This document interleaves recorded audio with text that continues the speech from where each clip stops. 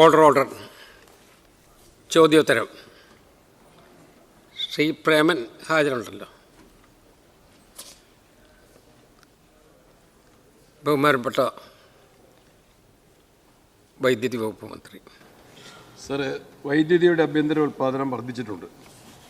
പുനരുപയോഗ ഊർജ്ജ ഉൽപ്പാദന രംഗത്ത് ജലവൈദ്യുത പദ്ധതികൾ വഴി ആഭ്യന്തര വൈദ്യുത ഉൽപ്പാദനത്തിൽ 150.636 മെഗാവാട്ടിൻ്റെ വർധനവുണ്ടായിട്ടുണ്ട്.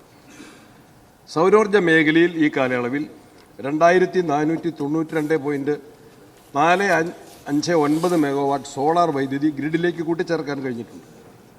ഇതിൽ 233.5 മെഗാവാട്ട് KSEBL-ഉം ബാക്കിയുള്ളത് സ്വകാര്യ വ്യക്തികൾ, സംരംഭകർ തുടങ്ങിയവരുടേതുമാണ്. എന്നാൽ സോളാറിൽ സ്ഥാപിത ശേഷിയുടെ 11.43% മാത്രമാണ് ഊർജ്ജമായി ലഭിക്കുന്നത്. വിൻഡ് മേഖലയിൽ സ്വകാര്യ കാറ്റാടി നിലയങ്ങൾ വഴി 36.65 മെഗാവാട്ടിൻ്റെ അധിക വൈദ്യുതി ഉൽപ്പാദനം ഉണ്ടായിട്ടുണ്ട്. ഈ കാലയളവിൽ സ്വകാര്യ സംരംഭകർ വഴി ചെറുകിട ജലവൈദ്യുത പദ്ധതികളിലൂടെ 29 മെഗാവാട്ട് സ്ഥാപിത ശേഷി വർധനവുണ്ടായി. മഴയുടെ ലഭ്യത കുറഞ്ഞതിനാലും അന്തരീക്ഷ താപനില ഉയർന്ന നിലയിൽ തുടരുന്നതിനാലും വൈദ്യുതിയുടെ ഉപഭോഗത്തിലെ പ്രതിദിന ആവശ്യത്തിൻ്റെ ഏകദേശം 17% മാത്രമാണ് ആഭ്യന്തര ഉൽപ്പാദനം.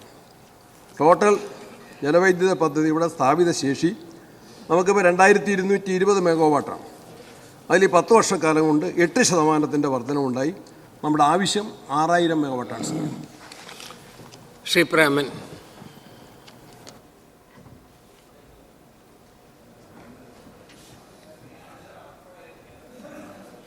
കെ പ്രേമൻ.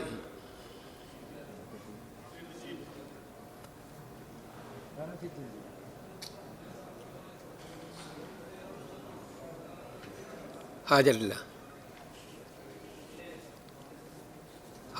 പിന്നെ ആ ക്വസ്റ്റ്യൻ പോകും. ചോദ്യം നമ്പർ 32 എം വിജിൽ. രണ്ടാമത്തെ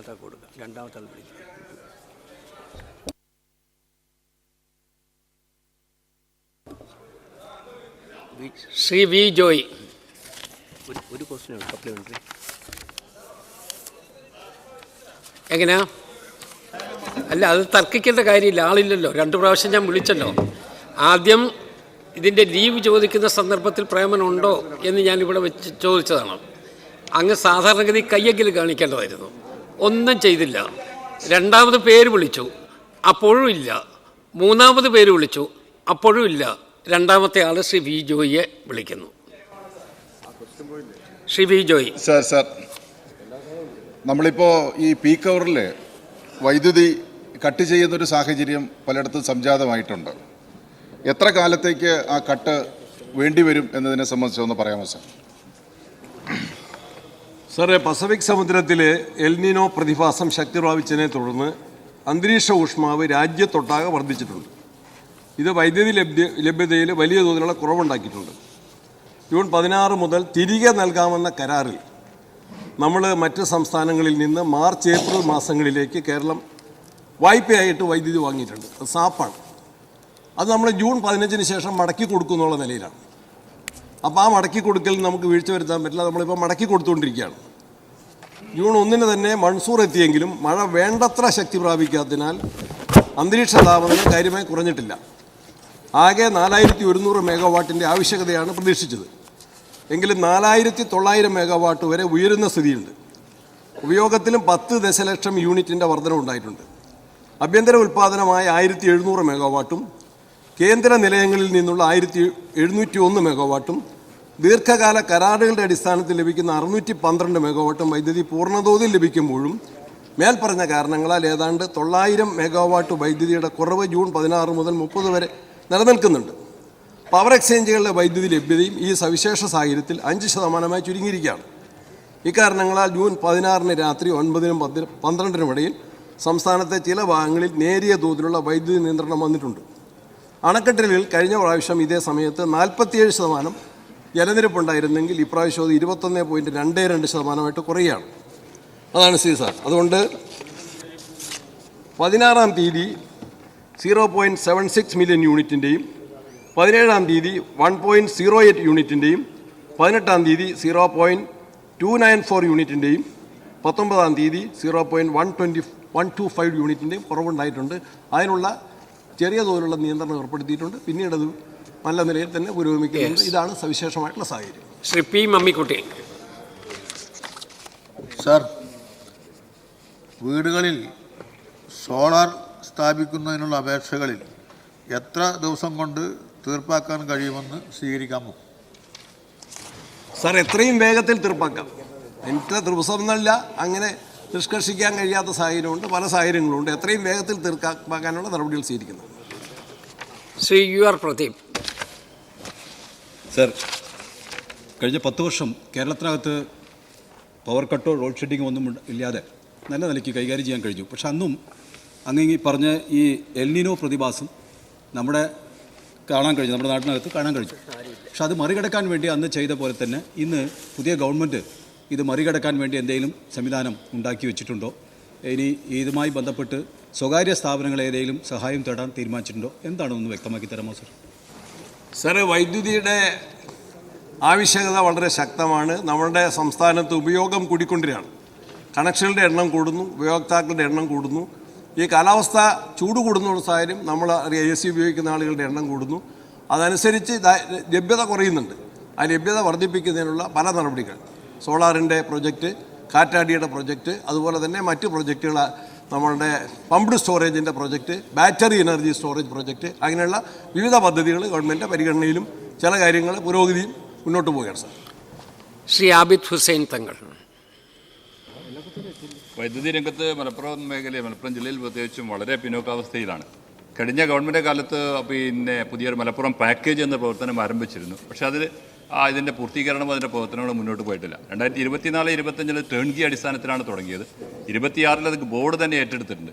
അപ്പോൾ അതിനിപ്പം പ്രൊസീജിയർ നടക്കുന്നേ ഉള്ളൂ. മെറ്റീരിയൽസ് കിട്ടാനില്ല എന്ന പ്രയാസം നേരിടുകയാണ്. അതിൻ്റെ പ്രവർത്തനം വേഗത്തിലാക്കണം. അതോടൊപ്പം തന്നെ കോട്ടക്കൽ മണ്ഡലത്തിൽ അതിൻ്റെ ഭാഗമായി ഒരു സബ്സെക്ഷൻ ആരംഭിക്കാമെന്നുള്ള സ്ഥലം സൗജന്യമായി കൊടുത്തിട്ടുണ്ട്, ബിൽഡിംഗ് കൊടുത്തിട്ടുണ്ട്, വാടക കൊടുക്കാമെന്ന് പറഞ്ഞിട്ടുണ്ട്. ഇതൊക്കെ അവിടെ നിൽക്കുകയാണ് സർ. അതും അനുവദിച്ചിട്ടില്ല.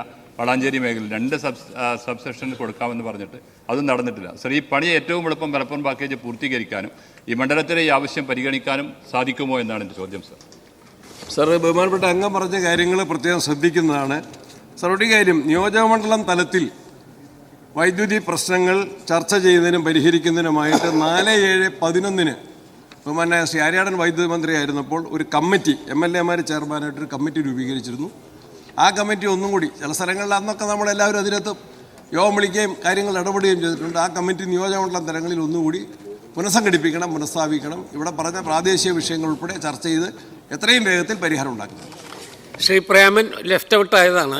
അങ്ങേക്ക് ഒരു ഉപചോദ്യം ചോദിക്കാം. സാർ, ഈ മൺസൂൺ കാലത്ത് ഇപ്പോൾ നമ്മുടെ ലോകകപ്പ് നടന്നുകൊണ്ടിരിക്കുമ്പോൾ ഈ പവർ കട്ട്, വൈദ്യുതി നിയന്ത്രണം ഏർപ്പെടുത്തുന്നു എന്നുള്ളത് വളരെ കായിക പ്രേമികൾക്കും അല്ലാത്ത ജനങ്ങൾക്കും വലിയ ബുദ്ധിമുട്ട് ഉണ്ടാക്കുന്നുണ്ട്. അതിൻ്റെ കാരണമൊന്ന് വിശദീകരിക്കണം. സാർ, നേരത്തെ പറഞ്ഞ കാരണങ്ങളുണ്ട്. അതായത് മഴയുടെ കുറവ്, പുതിയ ഈ എൽനിനോ പ്രതിഭാസം, ഇതെല്ലാമാണ്. നമുക്ക് വാങ്ങിയത് തിരികെ കൊടുക്കാനുണ്ട്. ഞാൻ നേരത്തെ ഒന്നുകൂടി പറഞ്ഞതാണ് മാർച്ച് ഏപ്രിൽ മാസങ്ങളിൽ കേരളം പച്ചക്കടം വാങ്ങിയത് സാർ. അത് ജൂണിൽ നല്ല മഴ കിട്ടുമെന്ന പ്രതീക്ഷയിലാണ് അന്ന് ഗവൺമെൻറ് വാങ്ങിയത്. ഈ ഗവൺമെൻറ് അല്ല. പക്ഷേ അത് കൊടുക്കേണ്ട ബാധ്യത നമുക്കുണ്ട്. അതുകൂടി കൊടുത്ത്, എന്നാൽ എത്രയും കായിക പ്രേമികൾക്ക്, ഫുട്ബോൾ പ്രേമികൾക്ക് അസൗകര്യം കുറച്ച രൂപത്തിൽ ക്രമീകരിക്കാനുള്ള അടിയന്തര നടപടികൾ സ്വീകരിച്ചു വരുന്നു. അതിൽ വിജയം കണ്ടത് കാണുന്നു സാർ. ശ്രീ TP അഷ്റഫ് അലി. പുതിയ സബ്സ്റ്റേഷനുകൾ അനുവദിക്കുന്ന കാര്യത്തെക്കുറിച്ച് സൂചിപ്പിച്ചു. എൻ്റെ നിയോജകമണ്ഡലമായ കൊണ്ടോട്ടിയിൽ 33 kV സബ്സ്റ്റേഷനും അതിലെ പുളിക്കലിൽ 110 kV സബ്സ്റ്റേഷൻ്റെയും പ്രപ്പോസലുകൾ സമർപ്പിച്ചിട്ടുണ്ട്. അതിനെക്കുറിച്ചുള്ള വിശദാംശങ്ങൾ നൽകാമോ? പ്രത്യേകം പരിശോധിക്കുന്നതാണ് സാർ. ആവശ്യമായ നടപടികൾ സ്വീകരിക്കും. ശ്രീ CR മഹേഷ്. അങ്ങ് വൈദ്യുതി വകുപ്പ് മന്ത്രിയായി വന്നതിന് ശേഷം 1 മാസത്തിനകം തന്നെ ഒട്ടുമിക്ക ജില്ലകളിലും പര്യടനം നടത്തുകയും എല്ലാ MLA-മാരെയും ഉദ്യോഗസ്ഥന്മാരെയും വിളിച്ചു ചേർത്ത് അതാത് മണ്ഡലങ്ങളിലെ വൈദ്യുതിയുമായി ബന്ധപ്പെട്ട പ്രശ്നങ്ങൾ കേൾക്കുവാനും പരിഹാരം കാണുവാനും അങ്ങ് വളരെ വേഗത്തിൽ ഇടപെട്ട അങ്ങയുടെ ആ മനസ്സിനെ, ആ പരിശ്രമത്തെ ഞാൻ അഭിനന്ദിക്കുകയാണ്. സാർ, എൻ്റെ ചോദ്യം, കാറ്റടിക്കുന്നതിന് മുമ്പേ ഇപ്പോൾ ഇലക്ട്രിക് പോസ്റ്റുകൾ ഒടിഞ്ഞു വീഴുകയാണ്. സാർ, ഈ ഇലക്ട്രിക് പോസ്റ്റുകളുടെ നിലവാരം പരിശോധിക്കാൻ അങ്ങ് അടിയന്തരമായി ഇടപെടുമോ? സാറ് നിലവാരം പരിശോധിക്കണമെങ്കിൽ നമുക്കത് പരിശോധിക്കാം. നേരത്തെ ബഹുമാനപ്പെട്ട അംഗം പറഞ്ഞതുപോലെ 8 ജില്ലകളിൽ ഇതിനോടകം യോഗം വിളിച്ചുകൂട്ടി, ജനപ്രതിനിധികളെല്ലാം പങ്കെടുത്തു. അതുപോലെ തന്നെ ഇപ്പം നിയമസഭാ സമ്മേളനം കഴിഞ്ഞാൽ മറ്റ് ജില്ലകളിലും യോഗം വിളിച്ചുകൂട്ടി. ഈ കാലവർഷത്തിൻ്റെ പ്രയാസങ്ങളുണ്ടാക്കുന്ന കാറ്റിലൊക്കെ മരം വീണ് പോസ്റ്റ് തകരുന്നതൊക്കെ എത്രയും വേഗം പരിഹരിക്കാൻ, പോസ്റ്റിൻ്റെ നിർമ്മാണത്തിൽ എന്തെങ്കിലും അപാകതയുണ്ടോ എന്ന് പരിശോധിക്കണമെങ്കിൽ പരിശോധിക്കാം. സാർ. ശ്രീ ആര്യാടൻ ഷൗക്കത്ത്. സർക്കാരിൻ്റെ കാലത്ത് 25 വർഷത്തേക്കുള്ള 4 രൂപ 39 പൈസക്ക് യൂണിറ്റിന് വില നിശ്ചയിച്ചുകൊണ്ട് 25 വർഷത്തേക്കുള്ള ഒരു എഗ്രിമെൻ്റ് ഉണ്ടാക്കിയിരുന്നു എന്നതാണ് അറിയുന്നത്. പക്ഷേ ഇപ്പോൾ വൈദ്യുതി വാങ്ങുന്നത് 9.5 രൂപക്ക്, 10 രൂപക്ക്, 10.5 രൂപക്കൊക്കെ കഴിഞ്ഞ കാലത്ത് വാങ്ങുന്നുണ്ട്. എന്തുകൊണ്ടാണ് ഇങ്ങനെ വാങ്ങേണ്ടി വന്നത്? ആ എഗ്രിമെൻറ്റിന് എന്താണ് സംഭവിച്ചതെന്ന് വിശദീകരിക്കണം. സാർ, എല്ലാവർക്കും അറിയാം ആ എഗ്രിമെൻ്റ് പല തർക്കങ്ങളിലും പെട്ടു. റെഗുലേറ്ററി കമ്മീഷൻ്റെ ഇടപെടലുണ്ടായി. അതുപോലെ തന്നെ ആപ്റ്റലിൻ്റെ കേന്ദ്ര അപ്പലേറ്റ് ട്രൈബ്യൂണലിൻ്റെ ഇടപെടലുണ്ടായി. അത് സംബന്ധിച്ച് സുപ്രീം കോടതിയിൽ ഇപ്പോൾ കേസ് നിലനിൽക്കുകയാണ്. ഈ കാലതാമസം വന്നതുകൊണ്ട് ഈ വിതരണ കമ്പനികൾ 4/29 നമുക്ക് തരാമെന്ന് സംബന്ധിച്ച കമ്പനികൾ സൗകര്യപൂർവ്വം അതിൽ നിന്ന് പിന്മാറാൻ പരിശ്രമിച്ചു. അതുകൊണ്ട് നമുക്ക് അനുകൂലമായ വിധി സമ്പാദനത്തിന് ഗവൺമെൻറ് ആക്ട് 108 അനുസരിച്ചുള്ള ഇടപെടലിനൊക്കെ കാലതാമസം വന്നു. അതിൻ്റെ ഫലമായിട്ട് നമുക്ക് അനുകൂലമായിട്ടുള്ള ഒരു നിലപാട് കമ്മീഷൻ്റെ ഭാഗത്തുനിന്ന് ഉണ്ടായി പോലും അവസാനം നമ്മൾ ഇതിൻ്റെ വിതരണ കമ്പനികൾ സുപ്രീം കോടതിയിൽ പോയി. ആ കേസ് ഇപ്പോൾ അടുത്ത ആഴ്ച ഹിയറിംഗ് വരികയാണ്. ശ്രീ ആര്യാടൻ ആരംഭിച്ച ആ 4/29 സ്കീം നടപ്പിലാക്കാൻ വേണ്ടി ഈ ഗവൺമെൻറ് പരമാവധി പരിശ്രമിക്കുന്നു. Shri T V Ibrahim. Sir, ഞാനും ഈ പറയുന്നത് മലപ്പുറം ജില്ലയിലെ പ്രത്യേക വൈദ്യുതി പ്രശ്നങ്ങൾ ഉള്ളത് കൊണ്ടാണ് കഴിഞ്ഞ 24, 25, 25, 26 തുടങ്ങിയ വർഷങ്ങളിൽ മലപ്പുറം പാക്കേജ് പ്രഖ്യാപിച്ചത്. ഈ മലപ്പുറം പാക്കേജ് പ്രഖ്യാപിച്ചു എന്നല്ലാതെ അത് വളരെയധികം മുന്നോട്ട് പോയിട്ടില്ല.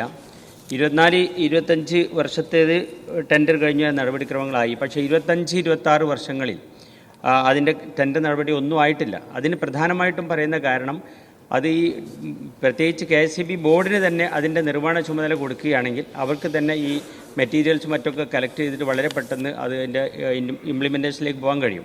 അപ്പോൾ അതിന് ബോർഡിന് തന്നെ കൊടുത്താൽ അത് വളരെ ഉപകാരപ്രദമാകും. ബോർഡിന് തന്നെ കൊടുക്കുമോ എന്നുള്ളതാണ്.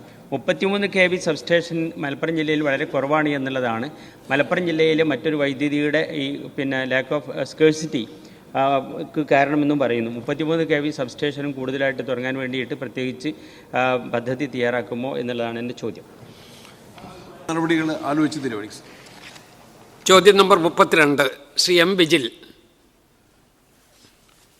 ബഹുമാനപ്പെട്ട വ്യവസായ വിവരസാങ്കേതിക വിദ്യാ വകുപ്പ് മന്ത്രി. ഉണ്ട്.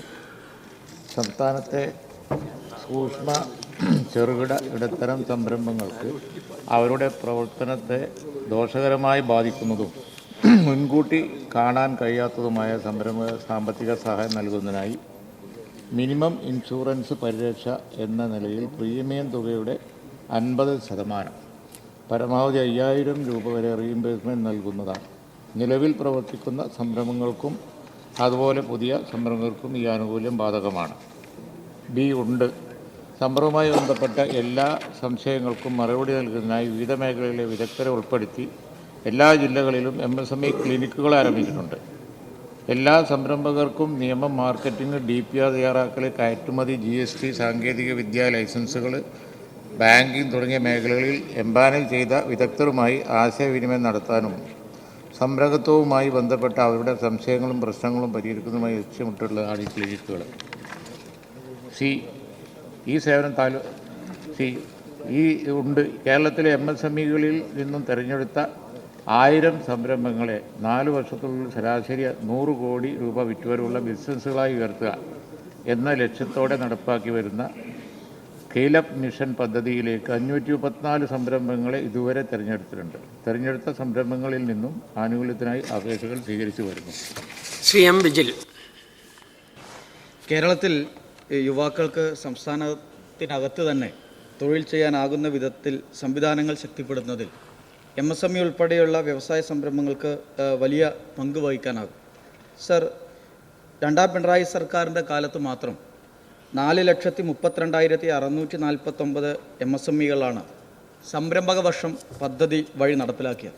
സാർ, ഇതുവഴി 9,22,484 തൊഴിലവസരങ്ങൾ ഈ കേരളത്തിൽ സൃഷ്ടിക്കപ്പെട്ടു. സാർ, എന്നാൽ ഈ സർക്കാരിൻ്റെ ബജറ്റ് പ്രഖ്യാപിച്ചപ്പോൾ 10,000 MSMEകൾ സംരംഭങ്ങൾ ആരംഭിക്കും എന്നാണ് പ്രഖ്യാപിച്ചത്.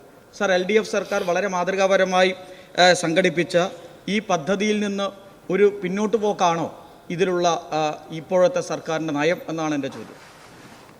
മന്ത്രി സർ, ഒരു പുതിയ ഗവൺമെൻറ് വരുമ്പോൾ ആ ഗവൺമെൻറ് അതിൻ്റെ നയം ഉണ്ടാവില്ലേ? 4ാമത്തെ വർഷം മറ്റാണ് ഒരു 1000 MSMEകൾ എന്നുള്ള നിലക്ക് ഒരു ടാർഗറ്റ് പ്രഖ്യാപിച്ചത്. അതിൽ 500 അപേക്ഷയോ മറ്റോ കിട്ടിയിട്ടുണ്ട്. പക്ഷേ യഥാർത്ഥത്തിൽ പെർഫോമൻസിൻ്റെ സമയം ആണ് ഉള്ളത്. പുതിയ ഗവൺമെൻറ് വന്നു, പുതിയ ബഡ്ജറ്റിൽ പുതിയ സ്കീം പ്രഖ്യാപിച്ചു. 10,000 ഞങ്ങൾ 5 കൊല്ലത്തേക്കാണ് 10,000 ഞങ്ങളുടെ ടാർഗറ്റ്. ബഡ്ജറ്റിൽ പ്രൊവിഷൻ കാര്യമായി വെച്ചിട്ടുമുണ്ട്, 100 കോടി റുപ്യ വെച്ചിട്ടുമുണ്ട്. പഴയ ഗവൺമെൻറ്റിന് പഴയ പരിപാടി, പുതിയ ഗവൺമെൻറ്റിന് പുതിയ പരിപാടി, കണ്ടിന്യൂഷൻ തന്നെയാണ്, പക്ഷേ പുതിയ രൂപത്തിലാണ്. ശ്രീ സജി ചെറിയാൻ.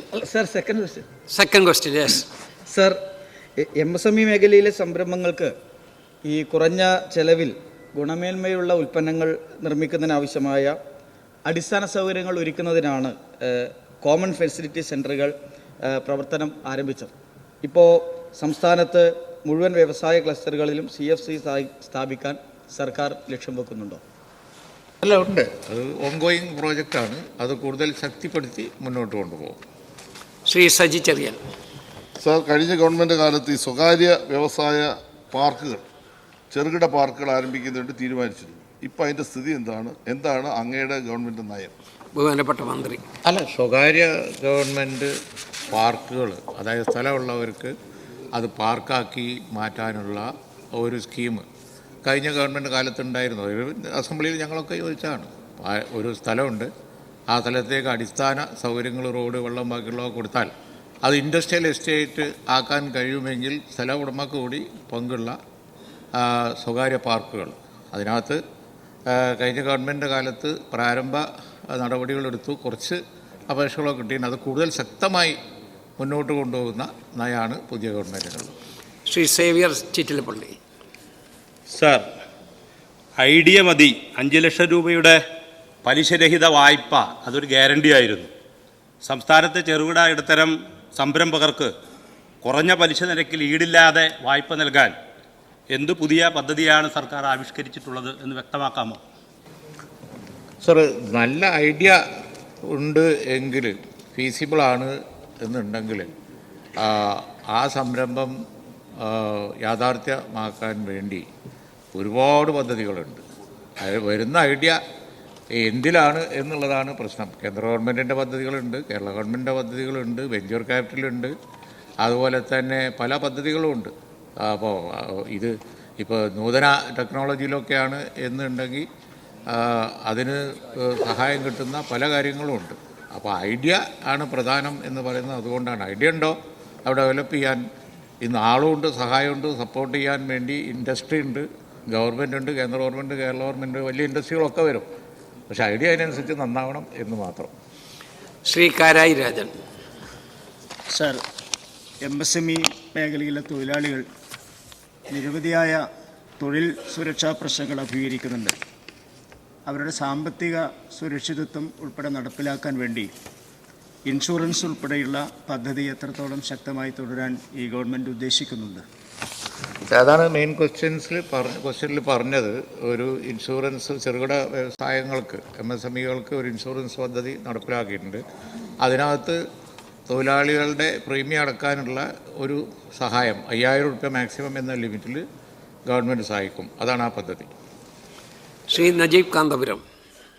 കഴിഞ്ഞ സർക്കാർ അധികാരത്തിലിരിക്കുമ്പോൾ പറഞ്ഞൊരു കാര്യം 10 ലക്ഷം MSMEകൾ തുടങ്ങുമെന്നായിരുന്നു. പക്ഷേ നേരത്തെ വിജിൻ തന്നെ ഇവിടെ ഈ സഭയിൽ പറയണ്ടായി 4 ലക്ഷം MSMEകളാണ് തുടങ്ങിയെന്ന്. പക്ഷേ ഏറ്റവും വിചിത്രമായ കാര്യം സർ, ആ കാലയളവിൽ ഈ 4 ലക്ഷം MSMEകൾ തന്നെ ഒരുപാട് തട്ടുകടകൾ പോലും MSMEകളായി റീബ്രാൻഡ് ചെയ്തു എന്നുള്ളതാണ് അന്ന് നമ്മൾ കേട്ട ഏറ്റവും വിചിത്രമായ കാര്യം. യഥാർത്ഥത്തിൽ ഇതൊന്നും നടന്നില്ല സർ. ഞാൻ ഒരു പ്രധാനപ്പെട്ട ചോദ്യം, നമ്മൾ പല സബ്സിഡികളും ലഭിക്കാതെ പോയി, പല ആളുകൾക്കും ഇതിൻ്റെ ഗുണം ലഭിക്കാതെ പോയി. ഈ ഗവൺമെൻറ് നമ്മുടെ കോളേജുകൾ, ഇപ്പോൾ നമ്മൾ റിവേഴ്സ് മൈഗ്രേഷനെ കുറിച്ച് വളരെ ശക്തമായി പറഞ്ഞുകൊണ്ടിരിക്കുന്ന കാലമാണല്ലോ സർ. എല്ലാ കോളേജുകളിലും പ്രത്യേകിച്ച് ഇപ്പോൾ ടെക് ബേസ്ഡ് ആയിട്ടുള്ള ഒരു MSME തുടങ്ങാനുള്ള ഇൻക്യുബേഷൻ സെൻറ്റർ ഒരു കോളേജിൽ തുടങ്ങിയാൽ വളരെ ഗംഭീരമായിട്ട് ഇത് യാഥാർത്ഥ്യമാക്കാൻ കഴിയും. കഴിഞ്ഞ ഗവൺമെൻറ് ഇത് യാഥാർത്ഥ്യമാക്കിയിരുന്നില്ല സർ. ഇങ്ങനെ യാഥാർത്ഥ്യമാക്കുന്നതിൻ്റെ ഭാഗമായിട്ട് കോളേജുകളെ കൂടി അതിൻ്റെ ഇൻക്യുബേഷൻ സെൻറ്ററുകളാക്കി മാറ്റി പുതിയ MSMEകൾ ആക്ച്വലി തുടങ്ങാനുള്ള ഒരു പദ്ധതി സർക്കാരിന് വിഭാവനം ചെയ്യാൻ സാധിക്കുമോ? ബഹുമാനപ്പെട്ട മന്ത്രി. സർ, വിഭാവനം ചെയ്യാൻ സാധിക്കും തീർച്ചയായിട്ടും. MSMEകൾ എത്ര വന്നു, അതിൻ്റെ ടോട്ടൽ സ്റ്റാറ്റിസ്റ്റിക്സ് എത്രയൊക്കെയാണ്, അത് മുഴുവൻ ശരിയായ MSMEകളാണോ എന്നുള്ള ഡീറ്റെയിൽസ് ഒന്നും ഇപ്പോൾ ഗവൺമെൻറ്റിൻ്റെ ആധികാരികമായി പറയണമെന്നുള്ളതുകൊണ്ട് എൻ്റെ കയ്യിലില്ല. നോക്കിയിട്ട് കഴിഞ്ഞ ഗവൺമെൻറ് കാലത്തുണ്ടായ ക്ലെയിമിനെ സംബന്ധിച്ചൊക്കെ ഉള്ള ആ സ്റ്റാറ്റിസ്റ്റിക്സൊക്കെ നോക്കിയിട്ട് പറയാം. പക്ഷേ ഈ കോളേജുകളിൽ പ്രാക്ടിക്കലായിട്ടുള്ള വിദ്യാഭ്യാസം കൂടി കൊടുക്കുക, അതായത് ക്യാമ്പസ് ഇൻഡസ്ട്രി ഒരു ബന്ധം സ്ഥാപിക്കുക എന്നുള്ളത് എന്നും എല്ലാ ഗവൺമെൻറ്റുകളും പറഞ്ഞത് തന്നെയാണ്. പക്ഷേ പ്രയോഗവൽക്കരിക്കുന്ന കാര്യത്തിൽ കേരളത്തിൽ വളരെ ലിമിറ്റേഷൻസ് ഉണ്ടായിരുന്നു. പക്ഷേ ഈ പുതിയ ഗവൺമെൻറ് വന്നതിന് ശേഷം ഹയർ എഡ്യൂക്കേഷൻ മിനിസ്റ്റർ ഇപ്പോൾ ഞാനും കൂടി ഒരുമിച്ച് ഇത് സംബന്ധിച്ച ഒരു ഡിസ്കഷൻ ഞങ്ങൾ നടത്തിയിട്ടുണ്ട്. അത് പ്രാക്ടിക്കലാക്കാൻ വേണ്ടി ഉള്ള ടെക്നീഷ്യൻസിനെയും ഉദ്യോഗസ്ഥന്മാരെയും ഒക്കെ വെച്ച് സമയമെടുത്ത് ഒരു ചർച്ച ഞങ്ങൾ നടത്തി. തീർച്ചയായിട്ടും ഇപ്പോൾ യാഥാർത്ഥ്യമാക്കണം, അല്ലെങ്കിൽ നമുക്ക് ഭാവിയില്ല. കാരണം എന്താണെന്ന് വെച്ചാൽ നമ്മുടെ ഡിഗ്രിയും കൊണ്ട് പുറത്തു വരുന്ന കുട്ടികൾ, ബഡ്ജറ്റ് പ്രസംഗത്തിൽ ആ കാര്യങ്ങൾ പറഞ്ഞിരുന്നു, പുറത്തു വരുന്ന കുട്ടികൾ അവർ എംപ്ലോയബിൾ ആക്കണം, അവർക്ക് കപ്പാസിറ്റി ഉണ്ടാകണം. കപ്പാസിറ്റി ഉണ്ടാവണം എന്നുണ്ടെങ്കിൽ കോളേജുകളിലാവട്ടെ, എഞ്ചിനീയറിംഗ് കോളേജുകളാവട്ടെ, എന്തായാലും ശരി ഒരു കപ്പാസിറ്റി ബിൽഡിങ്ങിൻ്റെ ഒരു എഫർട്ട് നടത്തേണ്ടതുണ്ട്. അതിനിത് യാഥാർത്ഥ്യമാണ്, പറഞ്ഞുകൊണ്ടിരുന്നാൽ പറ്റില്ല. അപ്പോൾ യൂണിവേഴ്സിറ്റികളിലൊക്കെ അതിലേക്ക് അങ്ങ് ചെല്ലുമ്പോൾ ഒരുപാട് തടസ്സങ്ങളുണ്ട്. ആ തടസ്സങ്ങൾ നീക്കണം എന്ന് ഹയർ എഡ്യൂക്കേഷൻ മിനിസ്റ്ററും ഞങ്ങൾ പങ്കെടുത്ത ഒരു ചർച്ചയിൽ നയപരമായ ഒരു തീരുമാനം എടുത്തിട്ടുണ്ട്. അതിന് ഗവൺമെൻറ്റിൻ്റെ ഇത്തവണത്തെ ബഡ്ജറ്റ് പോളിസിയിലൊക്കെ ഇത് വളരെ ഇമ്പോർട്ടൻ്റായി പറഞ്ഞിട്ടുണ്ട്. അപ്പോൾ മൈഗ്രേഷൻ കുട്ടികളുടെ പോക്ക് കുറക്കാനും ഇവിടെ എംപ്ലോയ്മെൻറ്റ് കൂട്ടാനും ഒക്കെ ആയിട്ടുള്ള വലിയൊരു പദ്ധതിയായത് ഗവൺമെൻറ്റിൻ്റെ ഒരു വലിയ ലക്ഷ്യം തന്നെയാണ്. ഞങ്ങളത് നിലയിൽ മുന്നോട്ട് പോകുന്നുണ്ട്. അക്കാഡമിക് ഇൻഡസ്ട്രി ലിങ്കേജ് ഒരു വലിയ പദ്ധതിയായിട്ട് തന്നെ എടുത്തിട്ടുണ്ട്. Shri MA Razak master. Sir, Mavoor 25 വർഷക്കാലമായി ഗ്രാസിമിൻ്റെ തന്നെ സർക്കാരിൻ്റെ സ്ഥലം അടഞ്ഞു കിടക്കുകയാണ്. അവിടൊപ്പം വന്യമൃഗങ്ങളൊക്കെ അവിടെ താവളം അടിച്ചിരിക്കും. ഏറ്റവും അനുയോജ്യമായ വ്യവസായത്തിന് അനുയോജ്യമായ സ്ഥലം, എയർപോർട്ടിൽ നിന്ന് 21 മിനിറ്റ് കൊണ്ട് എത്താവുന്ന സ്ഥലം. ആ സ്ഥലത്ത് ഇൻ്റർനാഷണൽ നമ്മുടെ സ്റ്റേഡിയം ഉൾപ്പെടെ ഒരു IT ഹബ്ബ് കൂടി വരികയാണെങ്കിൽ ഒരുപാട് തൊഴിലവസരങ്ങളുണ്ടാകും. ഹൈദരാബാദ് പോലെ ബാംഗ്ലൂർ പോലെ ഒരു IT ഹബ്ബായി മാറ്റാൻ പറ്റുന്ന ഏറ്റവും അനുയോജ്യമായ സ്ഥലത്ത് എന്തെങ്കിലും വ്യവസായ സംരംഭങ്ങൾക്ക് സാധ്യതയുണ്ടോ? കഴിഞ്ഞ ഗവൺമെൻറ് കാലത്ത് ഇത് സംബന്ധിച്ച് കുറേ ചർച്ചകളൊക്കെ നടത്തി, മീറ്റിങ്ങുകളൊക്കെ നടത്തി അവർ മുന്നോട്ട് കൊണ്ടുപോയിരുന്നു. പക്ഷേ ബിർള കൂടി പങ്കാളിത്തം ഉള്ളതുകൊണ്ട് അവരുടെ കൂടി ഓണർഷിപ്പിലുള്ള സ്ഥലമായതുകൊണ്ട് അവരുടെ കൂടി സമ്മതത്തോടു കൂടിയ കാര്യങ്ങൾ ഇപ്പോൾ പക്ഷേ അതൊരു ചെയ്യാവുന്ന നിലയിലേക്ക് എത്തിയിട്ടുണ്ട്. അപ്പോൾ കോടതിയിലൊരു കേസുണ്ട്, അത് ഔട്ട് ഓഫ് കോർട്ട് സെറ്റിൽമെൻറ്റ് ഉണ്ടാക്കുകയാണെങ്കിൽ ആ 400 ഏക്കറിയും കോഴിക്കോട്ട് നമുക്ക് ഈ പറഞ്ഞ പ്രോജക്റ്റുകായി കിട്ടും. ജോയിൻറ്റ് സെക്ടറിലാക്കേണ്ടി വരും. എഡ്യൂക്കേഷൻ ബേസ് ചെയ്തിട്ടുള്ളതിന് പ്രാമുഖ്യം കൊടുക്കണമെന്നാണ് ബിർള ഗ്രൂപ്പിൻ്റെ താല്പര്യം, അവരുടെ ഇൻട്രസ്റ്റ് എന്നാണ് പറയുന്നത്. നമുക്ക് വിരോധമില്ല. എന്താ പ്രോജക്റ്റ് ഇന്നലെയും മുഖ്യമന്ത്രിയോട് ഈ വിഷയം സംസാരിച്ചു. ആ 400 ഏക്കർ കിട്ടുകയാണെങ്കിൽ കോഴിക്കോടിൻ്റെ വികസനത്തിൽ അത് വലിയൊരു നാഴികക്കല്ലായിരിക്കും. ഗവൺമെൻറ് അതിന് ടോപ്പ് പ്രയോറിറ്റിയായി എടുത്തിട്ടുണ്ട്. ബിർളക്ക് ഈ ഗവൺമെൻറ് വന്നതിന് ശേഷം പേഴ്സണലായിട്ട് ഞാൻ കത്തെഴുതിയിട്ടുണ്ട്, കേരളത്തിലേക്ക് ക്ഷണിച്ചുകൊണ്ട്. ഞാൻ അവരെ മുഖ്യമന്ത്രിയോട് പറയുകയും ചെയ്തു, അത് യാഥാർത്ഥ്യമാകുകയാണെന്നുണ്ടെങ്കിൽ കോഴിക്കോട്ടെ വലിയൊരു സംഭവമായി മാറും. അത് റസാഖ് ഭാഷ മണ്ഡലത്തിലാണ്, വന്യമൃഗങ്ങളിൽ പെരുമ്പാമ്പ് വരെ ഉണ്ടെന്ന് നാട്ടുകാർ പറയുന്നുണ്ട്. അത് ശരി തന്നെയാണ്. ശ്രീ പ്രേംകുമാർ. ദേശീയ റാങ്കിങ്ങിൽ വ്യവസായ രംഗത്ത് തുടർച്ചയായി 2 വർഷം 1-ാം സ്ഥാനത്തെത്താൻ കേരളത്തിന് കഴിഞ്ഞിരുന്നു. എന്നാൽ അത്തരം സാഹചര്യത്തിലും MSMEകൾ ആരംഭിച്ചതിൽ 30% വരെയുള്ള MSMEകൾ അത് പെട്ടെന്ന് തന്നെ അഥവാ അവയുടെ പ്രവർത്തനം മുന്നോട്ട് കൊണ്ടുപോകാൻ കഴിയാത്ത അന്തരീക്ഷത്തിൽ അത് ക്ലോസ് ചെയ്യുന്ന അവസാനിപ്പിക്കുന്ന സാഹചര്യം ഉണ്ടായിട്ടുണ്ട്. അങ്ങനെയുള്ള MSMEകളെ ശക്തിപ്പെടുത്താനും അവയ്ക്ക് വീണ്ടും പ്രായോഗികമായി പ്രവർത്തനം ആരംഭിക്കാനും ആവശ്യമായിട്ടുള്ള നടപടികൾക്ക് അങ്ങ് നേതൃത്വം നൽകുമോ എന്നതാണ് ചോദ്യം. ബഹുമാനപ്പെട്ട മന്ത്രി. അല്ല, അതാണ് ഇപ്പോൾ കഴിഞ്ഞ ഗവൺമെൻറ് കാലത്ത് ആവിഷ്കരിച്ചു എന്ന് പറയുന്ന ഒരു പദ്ധതി MSME ക്ലിനിക്കുകൾ, അതായത് ജില്ലകളിൽ ഇത്തരം MSMEകൾക്ക് എന്താണ് കുഴപ്പം എന്നുള്ളത് നോക്കി അവർ അഡ്വൈസ് ചെയ്യാൻ വേണ്ടി DICകളുടെ കീഴിൽ ഒരു എംപാനൽ ചെയ്ത വിദഗ്ധമായ സമിതിയൊക്കെ ഉണ്ട്. മാർക്കറ്റിംഗ് ആണോ, ബാങ്കിങ് ആണോ, പ്രൊസീജിയർ പ്രോബ്ലമാണോ, അവരെ ഹെൽപ്പ് ചെയ്യാനുള്ള ഒരു പദ്ധതി ഓൾറെഡി ഉണ്ട്. അത് ശക്തിപ്പെടുത്തി ഇങ്ങനെ ഉള്ള MSMEകളുടെ പ്രശ്നങ്ങളിൽ ഗവൺമെൻറ് ഇടപെടും. ശ്രീ PK ഫിറോസ്. സർ, കഴിഞ്ഞ സർക്കാരിൻ്റെ കാലത്ത് കേരളത്തിലെ എല്ലാ പത്രമാധ്യമങ്ങളിലെയും ഒന്നാമത്തെ പേജിൽ ഒരു പരസ്യം കൊടുത്തിരുന്നു, ഒരു വർഷം 1 ലക്ഷം വ്യവസായ സംരംഭങ്ങളെന്ന്. ഞാനന്ന് ബഹുമാനപ്പെട്ട വ്യവസായ മന്ത്രി, അന്നത്തെ വ്യവസായ മന്ത്രിക്ക് വിവരാവകാശപ്രകാരം ഒരു അപേക്ഷ സമർപ്പിച്ച് ഏതൊക്കെയാണ് വ്യവസായ സംരംഭങ്ങളെന്ന് ചോദിച്ചപ്പോൾ ഒരു മറുപടിയും ലഭിച്ചില്ല. അവസാനം പഞ്ചായത്തുകളെ നേരിട്ട് സമീപിച്ചപ്പോൾ അവർ തന്ന ലിസ്റ്റ് പരിശോധിച്ചപ്പോൾ എത്രയോ വർഷങ്ങളായി കേരളത്തിൽ പ്രവർത്തിക്കുന്ന സ്ഥാപനങ്ങളുടെ പേരാണ് അതിൽ കണ്ടത്. സർ, എൻ്റെ ചോദ്യം, എൻ്റെ നിയോജകമണ്ഡലത്തിൽ കഴിഞ്ഞ 10 കൊല്ലമായി തുറന്ന് പ്രവർത്തിക്കാതെ അങ്ങ് വ്യവസായ മന്ത്രിയായപ്പോൾ ഉദ്ഘാടനം ചെയ്ത ഒരു ഇൻഡസ്ട്രിയൽ എസ്റ്റേറ്റ് ഉണ്ട്. കഴിഞ്ഞ 10 കൊല്ലമായി 1 രൂപ പോലും അതിന് അനുവദിക്കാത്തത് കൊണ്ട് അത് കാട് പിടിച്ച് കിടക്കുകയാണ് സർ. അപ്പോൾ നാട്ടുകാർ പറയുന്നത് ഒന്നുകിൽ അതൊരു ഫോറസ്റ്റായി ഡിക്ലെയർ ചെയ്തെന്നാണ്. ബഹുമാനപ്പെട്ട മന്ത്രിയോട് ചോദിക്കാനുള്ളത്, അങ്ങ് ആരംഭിച്ച ആ വ്യവസായ പാർക്ക് വീണ്ടും ഒരു ജീവൻ കൊടുക്കാൻ, അതിലേക്ക് അടിസ്ഥാന സൗകര്യങ്ങൾ ഏർപ്പെടുത്തി അത് തുറന്ന് പ്രവർത്തിപ്പിക്കാൻ ആവശ്യമായ നടപടികൾ സ്വീകരിക്കുമോ എന്നാണ് എനിക്ക് ചോദിക്കാനുള്ളത്. കട്ടിപ്പാറ പഞ്ചായത്തിലാണ്. ബഹുമാനപ്പെട്ട മന്ത്രി. സർ, ഇപ്പോൾ കൊടുവള്ളിയിലുള്ള വ്യവസായ പാർക്കിൻ്റെ കാര്യം മെമ്പർ ഇതിനിടയ്ക്ക് തന്നെ ശ്രദ്ധയിൽപ്പെടുത്തിയിരുന്നു. ഞാൻ കോഴിക്കോട് വന്നപ്പോൾ പ്രത്യേകിച്ച് അതേ സംബന്ധിച്ച് ഒരു ചർച്ചയും ഉണ്ടായിരുന്നു. വ്യവസായ പാർക്കുകൾ ഇപ്പോൾ വലിയ പ്രയോറിറ്റിയാണ്. കാരണം സ്ഥലം അല്ലെങ്കിൽ തന്നെ ഇല്ല. എവിടെയൊക്കെ വ്യവസായ പാർക്ക് ഐഡലായിട്ട് കിടക്കുന്നുണ്ടോ, പല മെമ്പർമാരും ഇപ്പോൾ ശ്രദ്ധപ്പെടുത്തിക്കൊണ്ടിരിക്കുന്നുണ്ട്, ഐഡലായിട്ട് കിടക്കുന്നുണ്ടോ, അതൊക്കെ ഏതെങ്കിലും ഒരു വിധത്തിൽ ജീവൻ വെപ്പിക്കുക എന്നുള്ളത് നമ്മുടെ പ്രയോറിറ്റിയാണ്. തീർച്ചയായും കൊടുവള്ളിയിലെ പാർക്ക് സന്ദർശിച്ച് അത് എന്താണ് അവിടെ ചെയ്യാൻ പറ്റുക, എന്താണ് അതിൻ്റെ കുഴപ്പം എന്നുള്ളത് നോക്കാൻ ഗവൺമെൻറ് ആവും. ശ്രീ സനീഷ് കുമാർ ജോസഫ്. കൊച്ചി കോയമ്പത്തൂർ വ്യാവസായിക ഇടനാഴി വർഷങ്ങൾക്ക് മുമ്പ് ബഡ്ജറ്റിൽ പ്രഖ്യാപിച്ചതാണ്. കഴിഞ്ഞ ഗവൺമെൻറ് തൃശ്ശൂർ ജില്ലയിലും എറണാകുളം ജില്ലയിലും പാലക്കാട് ജില്ലയിലും ഭൂമി ഏറ്റെടുത്ത് നടപടികൾ സ്വീകരിക്കുമെന്നാണ് അതിൽ പറഞ്ഞിരുന്നത്. പക്ഷേ തൃശ്ശൂർ ജില്ലയെ അവഗണിക്കുന്ന ഒരവസ്ഥയാണ് ഉണ്ടായിരുന്നത്. തൃശ്ശൂർ ജില്ലയിലെ ചാലക്കുടി നിയോജകമണ്ഡലത്തിൽ ഒരു കിൻഫ്ര പാർക്ക് തുടങ്ങുന്ന നടപടികൾ അങ്ങ് സ്വീകരിക്കുമോ?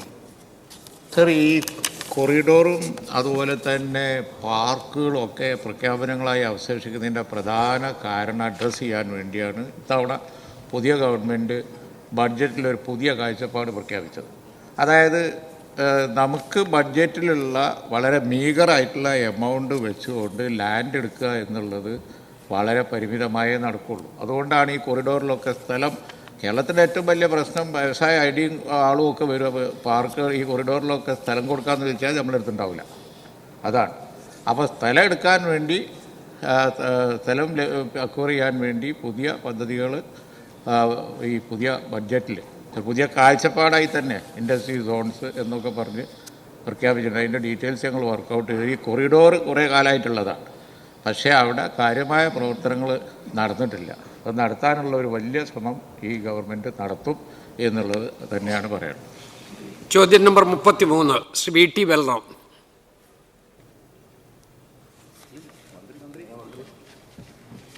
ശ്രീ മനോജ് മൂത്തേള്. ബഹുമാനപ്പെട്ട മന്ത്രി. കണ്ടില്ല, കൈവക്കില്ല. ചോദ്യം നമ്പർ 33A.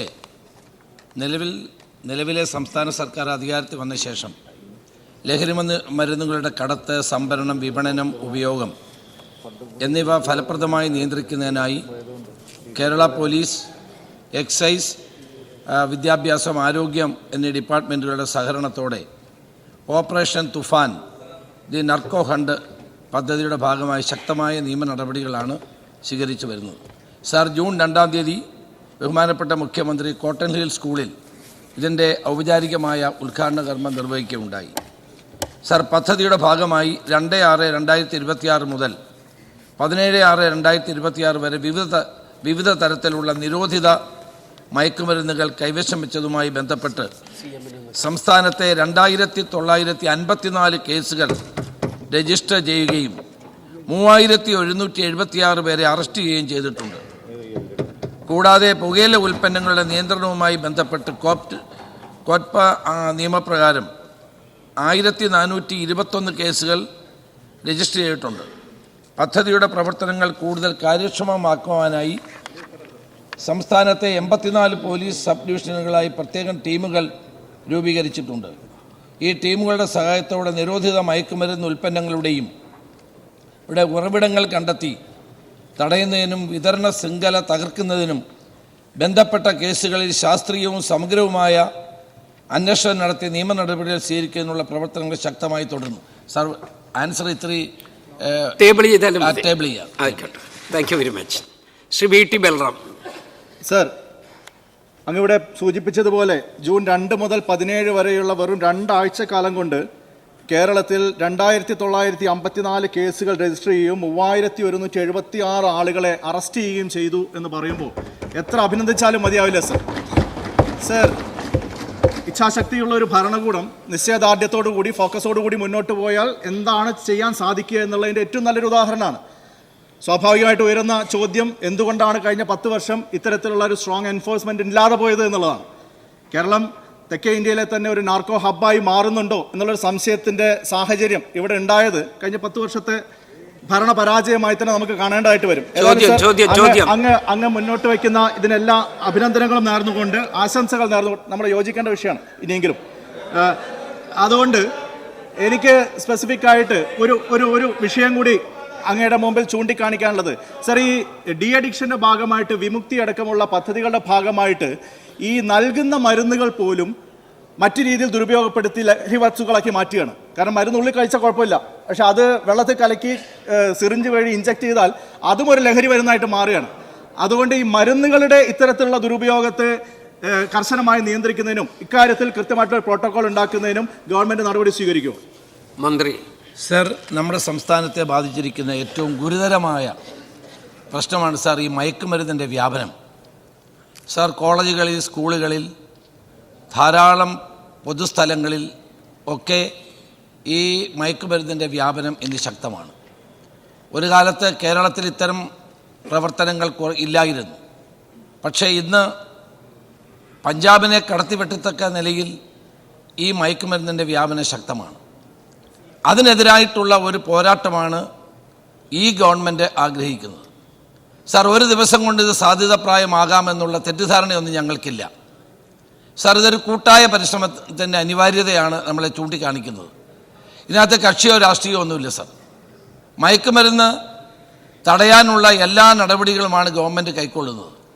ഇതിന് ശാസ്ത്രീയമായ നടപടികൾ സ്വീകരിച്ചിട്ടുണ്ട്. ഉത്തരമേഖല IG വിമല പുട്ടാദിത്യയെ കോർഡിനേറ്ററായി വെച്ചുകൊണ്ട് 87 ഡിവിഷനിലും ശക്തമായ നടപടികൾ സ്വീകരിക്കുകയാണ്. അതിനകത്ത് എല്ലാ ആളുകളുടെയും സഹായം ലഭിക്കുന്നുണ്ട്. യുവജന സംഘടനകളുടെ സഹായം ലഭിക്കുന്നുണ്ട്. വിദ്യാർത്ഥി സംഘടനകളുടെ സഹായം ഞങ്ങൾ തേടിയിട്ടുണ്ട്. 140 MLA-മാർക്ക് ഞാൻ കത്തിലൂടെ ഇതിൻ്റെ ആവശ്യകത അവരെ അറിയിക്കുകയും അവരുടെ സഹകരണം തേടുകയും ചെയ്തിട്ടുണ്ട്. സാർ, ജൂൺ 26 അന്താരാഷ്ട്ര ഡ്രഗ്സ് വിരുദ്ധ ദിനമാണ്. അന്ന് എല്ലാ MLA-മാരും അവരവരുടെ നിയോജക മണ്ഡലങ്ങളിൽ ഒരു സ്കൂളിൽ ഈ പ്രതിജ്ഞ എടുക്കാനും ഈ പദ്ധതി ഔപചാരികമായി ആരംഭിക്കാനുള്ള നടപടികൾ സ്വീകരിച്ചു വരുന്നുണ്ട്. അത് ബഹുമാനപ്പെട്ട മെമ്പർ ഇവിടെ ചൂണ്ടിക്കാണിച്ച വിമുക്തിയുടെ കാര്യം എക്സൈസ് വകുപ്പുമായി ബന്ധപ്പെട്ട് റീഹാബിലിറ്റേഷൻ ഉൾപ്പെടെ ധാരാളം മറ്റ് ആശുപത്രികൾ മുന്നോട്ട് വരുന്നുണ്ട്. ലിറ്റിൽ ഫ്ലവർ ആശുപത്രി അങ്കമാലി റോജി ജോൺ MLA-യുടെ നേതൃത്വത്തിൽ അവിടെ അതിൻ്റെ പ്രവർത്തനം ആരംഭിക്കാൻ മന്ത്രിയുടെ നേതൃത്വത്തിൽ ആരംഭിക്കാൻ സന്നദ്ധത പ്രകടിപ്പിച്ചിട്ടുണ്ട്. ധാരാളം ആളുകൾ റീഹാബിലിറ്റേഷനും അതോടൊപ്പം തന്നെ വിഡ്രോവൽ സിൻഡ്രോം അടക്കമുള്ള കാര്യങ്ങളിൽ സഹായവുമായി മുന്നോട്ട് വന്നിട്ടുണ്ട്. അതെല്ലാം ഞങ്ങൾ സ്വീകരിക്കും. എല്ലാ ജനങ്ങളെയും കൂട്ടി യോജിപ്പിച്ചുകൊണ്ടുള്ള ഒരു ബഹുജന മുന്നേറ്റമായി ഇത് മാറ്റുക എന്നുള്ളതാണ് ഈ ഗവൺമെൻറ് ആഗ്രഹിക്കുന്നത്. Second question. സർ, പോലീസാണ് ഇതിലെ ഏറ്റവും പ്രധാനപ്പെട്ട എൻഫോഴ്സ്മെൻറ്റ് ഏജൻസി ആയിട്ട് നിൽക്കേണ്ടത്. സർ, പല സ്ഥലങ്ങളിലും പോലീസിൻ്റെ അടിസ്ഥാന സൗകര്യങ്ങൾ അവർക്കുള്ള പ്രവൃത്തി മുന്നോട്ട് കൊണ്ടുപോകാൻ പറ്റുന്ന സാഹചര്യത്തിലല്ല നിൽക്കുന്നത്. പോലീസ് സ്റ്റേഷനുകളുടെ അവസ്ഥ അടിസ്ഥാന സൗകര്യത്തിൻ്റെ കാര്യത്തിൽ വലിയ പരിതാപകരമാണ്. ഉദാഹരണം പറയാം, എൻ്റെ മണ്ഡലം ചാലിശ്ശേരിയിൽ വലിയ സ്റ്റേഷനാണ്, ഒരുപാട് ഏരിയ ഒക്കെ ഉണ്ട്. പക്ഷേ കാലങ്ങളായി കാലപ്പഴക്കം വന്ന ഇടിഞ്ഞു പൊളിഞ്ഞ് പാമ്പും പഴുതാരിയൊക്കെ കയറി ഇറങ്ങുന്ന കെട്ടിടവും അവരുടെ ക്വാർട്ടേഴ്സും ഒക്കെയാണ് ഉള്ളത്. അപ്പോൾ പ്രത്യേകമായിട്ടുള്ള ശ്രദ്ധ ചെലുത്തിക്കൊണ്ട് അങ്ങ് ഇത്തരം പോലീസ് സ്റ്റേഷനുകളുടെ അടിസ്ഥാന സൗകര്യ വികസനത്തിനും പുതിയ കെട്ടിടത്തിനൊക്കെ പ്രത്യേകമായിട്ടുള്ള ഫണ്ട് അനുവദിക്കാൻ വേണ്ടി തയ്യാറാകുമോ? സർ, കേന്ദ്ര ഗവൺമെൻറ് തന്നെ പോലീസ് മോഡേണൈസേഷൻ ഫണ്ട് അനുവദിക്കാറുണ്ട്. ഇത്തവണയും ഫണ്ട് ലഭിച്ചിട്ടുണ്ട്. നമ്മൾ മുൻഗണനാ ക്രമത്തിൽ ഏത് പോലീസ് സ്റ്റേഷനാണ് ഏറ്റവും മോശമായ നിലയിലുള്ളത് എന്ന് കണ്ടെത്തി ആ പോലീസ് സ്റ്റേഷനുകൾ പുതിയ കെട്ടിടങ്ങൾ നിർമ്മിക്കാൻ പോലീസ് ഹൗസിംഗ് കൺസ്ട്രക്ഷൻ കോർപ്പറേഷൻ നടപടികൾ സ്വീകരിച്ചു വരികയാണ്. ചാലിശ്ശേരി പോലീസ് സ്റ്റേഷൻ തീർച്ചയായിട്ടും മോശമായ സ്ഥിതിയിലാണെങ്കിൽ അത് പരിഗണന നൽകും എന്ന് ബഹുമാനപ്പെട്ട മെമ്പറെ അങ്ങയിലൂടെ ഞാൻ അറിയിക്കുകയാണ്. ശ്രീ മനോജ് മുത്തേട. സർ, നമ്മുടെ നാടിനെ ഗൗരവമായി ബാധിക്കുന്ന ലഹരി വ്യാപനത്തിനെതിരായി ഈ സർക്കാർ സ്വീകരിച്ചിരിക്കുന്ന ഏറ്റവും ശക്തമായ മുന്നേറ്റമാണ് ഓപ്പറേഷൻ തൂഫാൻ. ഇതിൻ്റെ ഏറ്റവും വലിയ റെയ്ഡുകളും അറസ്റ്റുകളും നടക്കുന്നത് എൻ്റെ നിയോജകമണ്ഡലമായിട്ടുള്ള പെരുമ്പാവൂരിലാണ്. കാരണം 1 ലക്ഷത്തിലധികം വരുന്ന അന്യസംസ്ഥാന തൊഴിലാളികൾ അധിവസിക്കുന്ന പെരുമ്പാവൂരിൽ അതിശക്തമായ മുന്നേറ്റമാണ് നടക്കുന്നത്. പക്ഷേ ഒരു പ്രശ്നമുള്ളത്, ഈ പിടിക്കപ്പെടുന്ന ആളുകൾ ലഹരിയുടെ അളവ് അവരുടെ പിടിക്കുമ്പോൾ അവർ കൈവശമുള്ള ലഹരി വസ്തുക്കളുടെ അളവ് കുറവാണെന്നതിൻ്റെ പേരിൽ പലപ്പോഴും സ്റ്റേഷനിൽ നിന്ന് അവർ ജാമ്യത്തിൽ ഇറങ്ങിപ്പോവുകയാണ്. അതുകൊണ്ട് തന്നെ അളവ് നോക്കാതെ തന്നെ ജാമ്യം കിട്ടാത്ത നിലയിൽ ഈ ലഹരി ഉപയോഗിക്കുന്നവർ അല്ലെങ്കിൽ വ്യാപിപ്പിക്കുന്നവർക്കെതിരായിട്ടുള്ള കർശനമായ നടപടി സ്വീകരിക്കാൻ വേണ്ടി പുതിയ നിയമനിർമ്മാണം നടത്താൻ ഗവൺമെൻറ് തയ്യാറാകുമോ? ഒരു കാര്യം. മറ്റൊന്ന്, പെരുമ്പാവൂരിൽ നേരത്തെ പറഞ്ഞതുപോലെ ഒരുപാട് കേസുകൾ ഓരോ ദിവസമുണ്ട്. പക്ഷേ പോലീസിൻ്റെ എണ്ണം കുറവാണ്. പോലീസ് അതിശക്തമായി ഈ കാര്യത്തിൽ മുന്നോട്ട് പോകുന്നുണ്ട്. പക്ഷേ എണ്ണം കുറവായതുകൊണ്ട് അവർക്ക് വേണ്ടത്ര രീതിയിൽ ഉദ്ദേശിക്കുന്ന തലത്തിൽ അവർക്ക് ഈ കാര്യങ്ങൾ മുന്നോട്ട് കൊണ്ടുപോകാൻ കഴിയാത്ത സാഹചര്യമുണ്ട്. അതുകൊണ്ട് പോലീസ് സേനയുടെ എണ്ണം കൂട്ടാനുള്ള ശ്രമങ്ങളും ഗവൺമെൻറ് ഭാഗത്ത് ഉണ്ടാകുന്നു. ബഹുമാനപ്പെട്ട മന്ത്രി. സാർ, ഇവിടെ ഇതിൻ്റെ സോഴ്സാണ് പ്രധാനം. സാർ, ഇപ്പോൾ അന്യസംസ്ഥാന തൊഴിലാളികൾ മാത്രമല്ല, അതിഥി തൊഴിലാളികളായ അവരുടെ ചില ആളുകൾ, എല്ലാവരെയും നമുക്ക് പറയാൻ കഴിയില്ല, ചില ആളുകൾ ഇത് മറ്റു സംസ്ഥാനങ്ങളിൽ നിന്ന് ഈ നിരോധിത പുകയില ഉൽപ്പന്നങ്ങൾ, മയക്കുമരുന്നുകൾ എല്ലാം കൊണ്ടുവരുന്നുണ്ട്. ബഹുമാനപ്പെട്ട മുഖ്യമന്ത്രി ഇന്നലെ നമ്മുടെ തെക്കൻ സംസ്ഥാനങ്ങളിലെ മുഖ്യമന്ത്രിമാർക്ക് ഇത് സംബന്ധിച്ച് ഒരു കത്തയച്ചിട്ടുണ്ട്. ആ കത്തിൽ ഏറ്റവും പ്രധാനമായി സൂചിപ്പിക്കുന്നത് അവരുടെ സഹകരണം തേടുകയാണ്. കാരണം ഈ നിരോധിത പുകയില ഉൽപ്പന്നങ്ങളും അതോടൊപ്പം തന്നെ മയക്കുമരുന്നും കേരളത്തിലേക്ക് വരുന്ന റൂട്ടും മറ്റു കാര്യങ്ങളും പരാമർശിച്ചുകൊണ്ടാണ് മുഖ്യമന്ത്രി ആ കത്ത് അയച്ചിട്ട് അവരുടെ സഹകരണം തേടുകയാണ്. DGP മറ്റ് DGPമാരുമായി ഇതുമായി ബന്ധപ്പെടുന്നുണ്ട്. അതുമായി ബന്ധപ്പെട്ട് ചില പ്രവർത്തനങ്ങൾ നടന്നു വരുന്നുണ്ട്. അതോടൊപ്പം തന്നെ ഞാൻ തന്നെ കേരളത്തിൽ പ്രവർത്തിക്കുന്ന കേന്ദ്ര ഗവൺമെൻറ്റുമായി ബന്ധപ്പെട്ട എല്ലാ ഏജൻസികളുടെയും യോഗം വിളിച്ചു. അതിനകത്ത് നേവി ഉണ്ടായിരുന്നു, കസ്റ്റംസ് ഉണ്ടായിരുന്നു, CRPF ഉണ്ടായിരുന്നു, അതോടൊപ്പം ഇൻ്റലിജൻസ് ഉണ്ടായിരുന്നു. അവരെല്ലാം വിളിച്ചു ചേർത്ത് അവരുടെ സഹകരണം, കോസ്റ്റൽ പോലീസ് ഉണ്ടായിരുന്നു.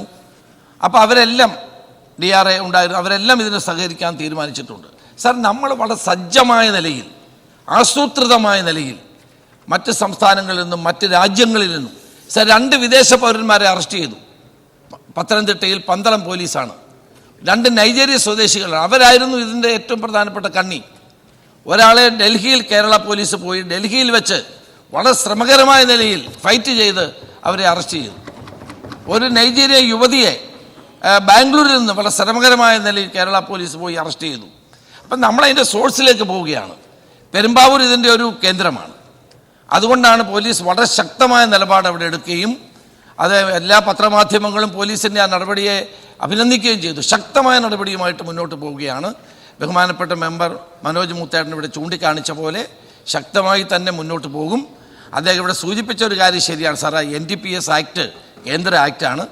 കേന്ദ്ര ആക്ടിൽ കൈവശം വെക്കാവുന്ന ക്വാണ്ടിറ്റിയെ പറ്റി പറയുന്നുണ്ട്. അതാണ് നമ്മുടെ ഏറ്റവും വലിയ പ്രശ്നം. ഞാൻ നേരത്തെ ആഭ്യന്തരമന്ത്രിയായിരുന്ന കാലത്തും ഞാനിത് കേന്ദ്ര ഗവൺമെൻറ് ശ്രദ്ധയപ്പെടുത്തിയതാണ്. പക്ഷെ അവരത് നിരോധിക്കാത്തതിൻ്റെ കാരണം ചില മരുന്നുകൾക്ക് ഇത് പ്രയോജനപ്പെടുമെന്നുള്ള ഒരു വശം ഉണ്ട് എന്നുള്ളത് കൊണ്ടാണ് കേന്ദ്ര ആഭ്യന്തരമന്ത്രി അന്ന് രാജ്നാഥ് സിംഗ് എന്ന് അദ്ദേഹം എന്നോട് പറഞ്ഞത്. എങ്കിലും MP-മാരുടെ യോഗത്തിൽ ഞങ്ങൾ ആ കാര്യം ഉന്നയിക്കും. കേന്ദ്ര ഗവൺമെൻറ് നിയമ ഭേദഗതി വരുത്തണം. രാജ്യത്തിൻ്റെ ഭാവിയെ, തലമുറയെ ഓർത്തുകൊണ്ട് ഈ മയക്കുമരുന്ന് വ്യാപനം നടത്തുന്ന, വിൽപ്പന നടത്തുന്ന, ഉപയോഗിക്കുന്നവരെ കർശനമായി ശിക്ഷിക്കാൻ NDPS ആക്ടിൽ മാറ്റം വരുത്തണമെന്ന് ആവശ്യപ്പെടുന്നു.